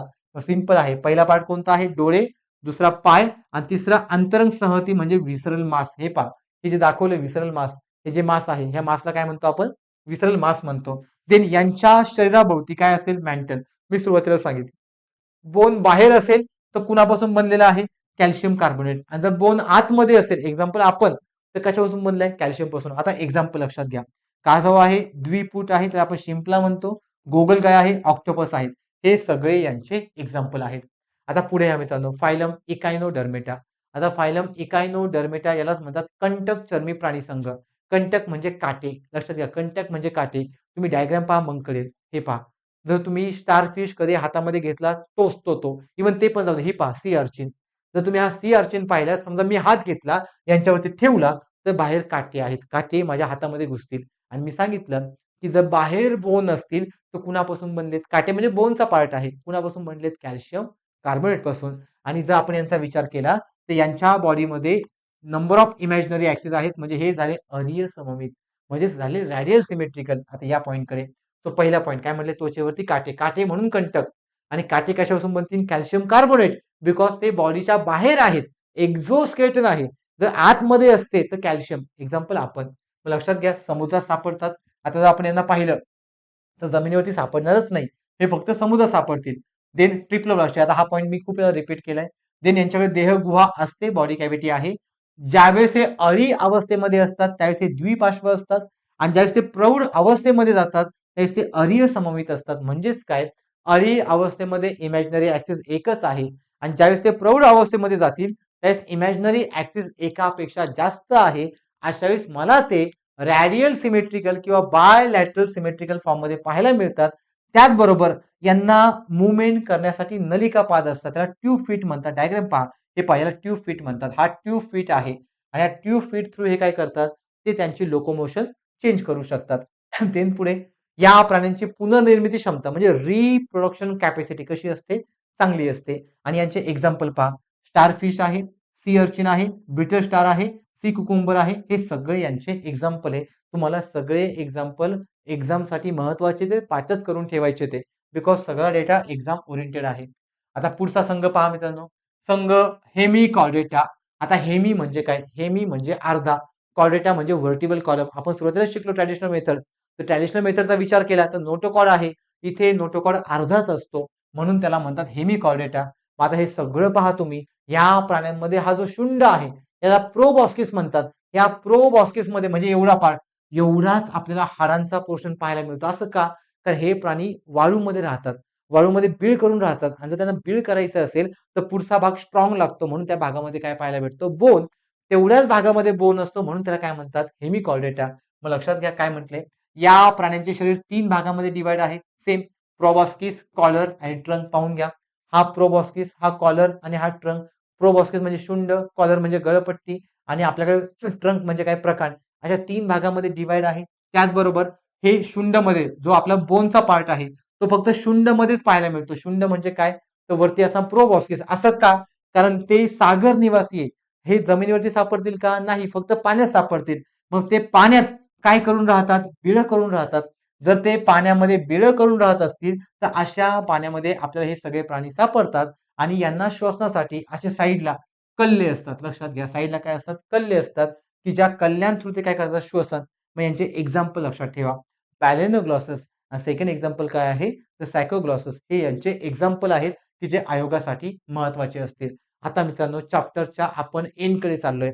आता लक्षात घ्या, आता आपण आपल्याकडे येतोय. आपला संघ कोणता? तर आपला संघ कॉर्डेटा. लक्षात घ्या, संघ कॉर्डेटा. आता कॉर्डेटा आपण पाहिलं ट्रॅडिशनल मेथडमध्ये. तेच पॉइंट इथे असतील, की आपलं हृदय पुढे आहे, स्पायनल कॉर्ड मागे आहे, पुढे व्हेंट्रल साइड म्हणतो, मागे डॉर्सल साइड म्हणतो. देन आपल्याकडे नोटोकॉर्ड प्रेझेंट आहे, फॅरेंजियल गिल स्लिट पण प्रेझेंट आहे. तेच पॉइंट इथे येतील. पण लक्षात घ्या, हे कॅरेक्टर मल्टिपल प्राण्यांमध्ये पाहायला मिळतात. म्हणून प्राण्यांचे आपण 3 ग्रुपमध्ये सब फायलम केलेत. लक्षात घ्या, कोणत्याही प्राण्यांचं क्लासिफिकेशन करताना सगळ्यात पहिल्यांदा मित्रांनो आपण किंगडम बनवतो. त्यानंतर फायलम बनवतो. जर त्यांच्या फायलममध्ये काही साम्य असेल, तर आपण सब फायलम बनवतो. देन सब फायलम झाला, की आपण त्यांचे क्लास बनवतो आणि क्लास झाला, की आपण त्यांचे जीनस बनवतो. जीनस झाला, की आपण शेवटी बनवतो स्पेसिस.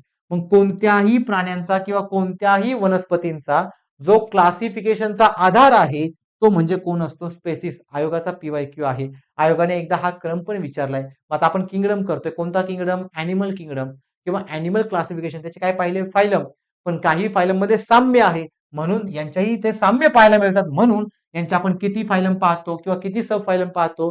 3 सब फायलम. मग लक्षात घ्या, त्यामध्ये पहिला आहे युरोकॉर्डेटा, दुसरा आहे सॅफेलोकॉर्डेटा, तिसरा आहे व्हर्टिब्रेटा. मात्र लक्षात घ्या, तिघांमध्ये पण नोटोकॉर्ड आहे.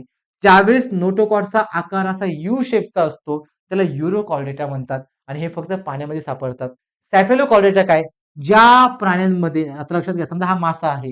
या माशामध्ये टॉप टू बॉटम म्हणजे सुरुवातीपासून तर एंड पर्यंत सगळा नोटोकॉर्ड असेल तर म्हणतात सॅफेलोकॉर्डेटा. आपला सगळा नोटोकॉर्ड नाही मित्रांनो. आपला इथून चालू होतो, इथे संपतो. मग लक्षात घ्या, इथून चालू होऊन इथे संपतो म्हणजे काय? आपला नोटोकॉर्ड एक स्पेसिफिक आहे. यांचा नोटोकॉर्ड एक वेगळ्या आकारांचा आहे. यांचा नोटोकॉर्ड मुखापासून तर एंड पर्यंत आहे. म्हणून याला काय म्हटलं? सॅफेलोकॉर्डेटा. मग एक्झाम्पल लक्षात घ्या. याचे एक्झाम्पल हे 3, यांचे एक्झाम्पल हा 1 आणि शेवटी राहतो व्हर्टिब्रेटा. व्हर्टिब्रेटा म्हणजे मित्रांनो आपण म्हणजे व्हर्टिब्रल कॉलम. पण व्हर्टिब्रल कॉलम आपल्याकडेच आहे का? नाही. वेगवेगळ्या प्राण्यांकडे आहे. म्हणून यांचं क्लासिफिकेशन आपण किती क्लासमध्ये करतो? 6 क्लासमध्ये. मग ते 6 क्लास कोणते? तर मित्रांनो हे लक्षात घ्या. पहिला क्लास कोणता पाहायला भेटेल? पायसेस. पायसेसमध्ये फक्त मासे येतात. प्रश्न आहे 2024 ला आयोगामध्ये विचारलेला आहे. आयोगाने असं विचारलं, की पुढीलपैकी कोणते विधाने क्लास पायसेससाठी योग्य आहेत? तुम्ही एकच विचार करायचा, पायसेस म्हणजे फक्त मासे. मग आयोगाने पहिलं विधान विचारलं, हे प्राणी पाण्यात सापडतात. येस करेक्ट, मासा आहे, पाण्यातच सापडेल. विधान बरोबर. पुढे आयोगाने विचारलं, या प्राण्यांचं हृदय 2 कप्प्यांचं. बरोबर. मासा आहे, 2च कप्पे. विधान बरोबर. आणि देन विचारलं, पायसेसमध्ये मासे असतात. सो हे विधान काय झालं? योग्य झालं. पुढे म्हणलं उभयचर. उभयचर म्हणजे काय? जे पाण्यात पण सापडतात, जमिनीवरती पण सापडतात. देन पुढे म्हटले सरपटणारे. आता लक्षात घ्या, सगळ्यांकडे व्हर्टिबल कॉलम आहे. म्हणजे सगळे काय झाले? व्हर्टिब्रेटा. पण आपल्यापेक्षा मासा वेगळा आहे. लक्षात घ्या, माशाला पण एक पाठीचा मणका आहे. पण आपण ते सेम होईल का? नाही. म्हणून आपण त्यांचं क्लासमध्ये डिव्हिजन केलंय. देन सरपटणारे म्हणजे रेप्टाईल, पक्षी, एव्हज, सस्तन म्हणजे आपण स्वतः. आपल्याकडे मॅमरी ग्लँड आहे, स्तनग्रंथी आहे. म्हणून आपण सस्तन म्हणतो. आणि शेवटी आहे चक्रमुखी. त्याला सायक्लोस्टोमॅटा म्हणतात. चक्रमुखी म्हणजे काय मित्रांनो एक्झॅक्टली? ज्या प्राण्यांचं तोंड सर्क्युलर फॉर्ममध्ये सापडतं किंवा गोलाकार आकाराचं आहे, त्याला आपण चक्रमुखी म्हणतो. म्हणजे काय म्हणतो? सायक्लोस्टोमॅटा. मग लक्षात घ्या, या ठिकाणी पूर्ण आपल्या प्राण्यांचं क्लासिफिकेशन संपलेलं आहे मित्रांनो. With sub phylum, with class सगळं संपलेलं आहे. तुम्हाला आता काय करायचंय? हा सगळा चॅप्टर जर तुम्हाला इन डिटेल समजला असेल तर आपल्या स्टेट बोर्डमध्ये लक्षात घ्या, स्टेट बोर्डमध्ये स्टँडर्ड 10वीच्या इयत्तेमध्ये जे सायन्सचं पुस्तक आहे त्यातलं पार्ट 2 चॅप्टर नंबर 6 तो म्हणजे ॲनिमल क्लासिफिकेशन. लक्षात घ्या, चॅप्टर नंबर 6 तो म्हणजे ॲनिमल क्लासिफिकेशन. तुम्ही 10वीचं पुस्तक घेतलं, 10वीच्या पुस्तकामध्ये पार्ट 1 नाही, बिकॉज पार्ट 1 हा फिजिक्स केमिस्ट्रीचा आहे. पार्ट 2 मध्ये तुम्हाला चॅप्टर नंबर 6 कुणाच्या बाबतीत सापडेल? Animal classification. तुम्ही हा व्हिडिओ पहा आणि तुम्ही डाउनलोड करा, पीडीएफ डाउनलोड करा, 10वीचं पुस्तक डाउनलोड करा. त्यातला चॅप्टर नंबर 6 वाचा. चॅप्टर नंबर 6 वाचायला हार्डली तुम्हाला 15 ते 20 मिनिट लागेल. तुमची अजून चांगली स्ट्रॉंग रिव्हिजन होईल आणि अशी रिव्हिजन होईल की जर आयोगाने प्राण्यांच्या वर्गीकरणावरती इन फ्युचर कधीही प्रश्न विचारला, तुमचा तो सुटणारच. लक्षात घ्या. यासाठी तुम्ही कोणतंही रेफरन्स बुक वाचू नका. फक्त हा व्हिडिओ आणि चॅप्टर नंबर 6 कोणता 10वीचा स्टेट बोर्ड सफिशियंट आहे. याच्या बाहेर तुम्हाला प्रश्न पाहायला भेटणार नाही. तर मित्रांनो, इथे पूर्ण आपला ॲनिमल क्लासिफिकेशन संपलेला आहे. आय होप तुम्हाला ते आवडलं असेल. Thank you.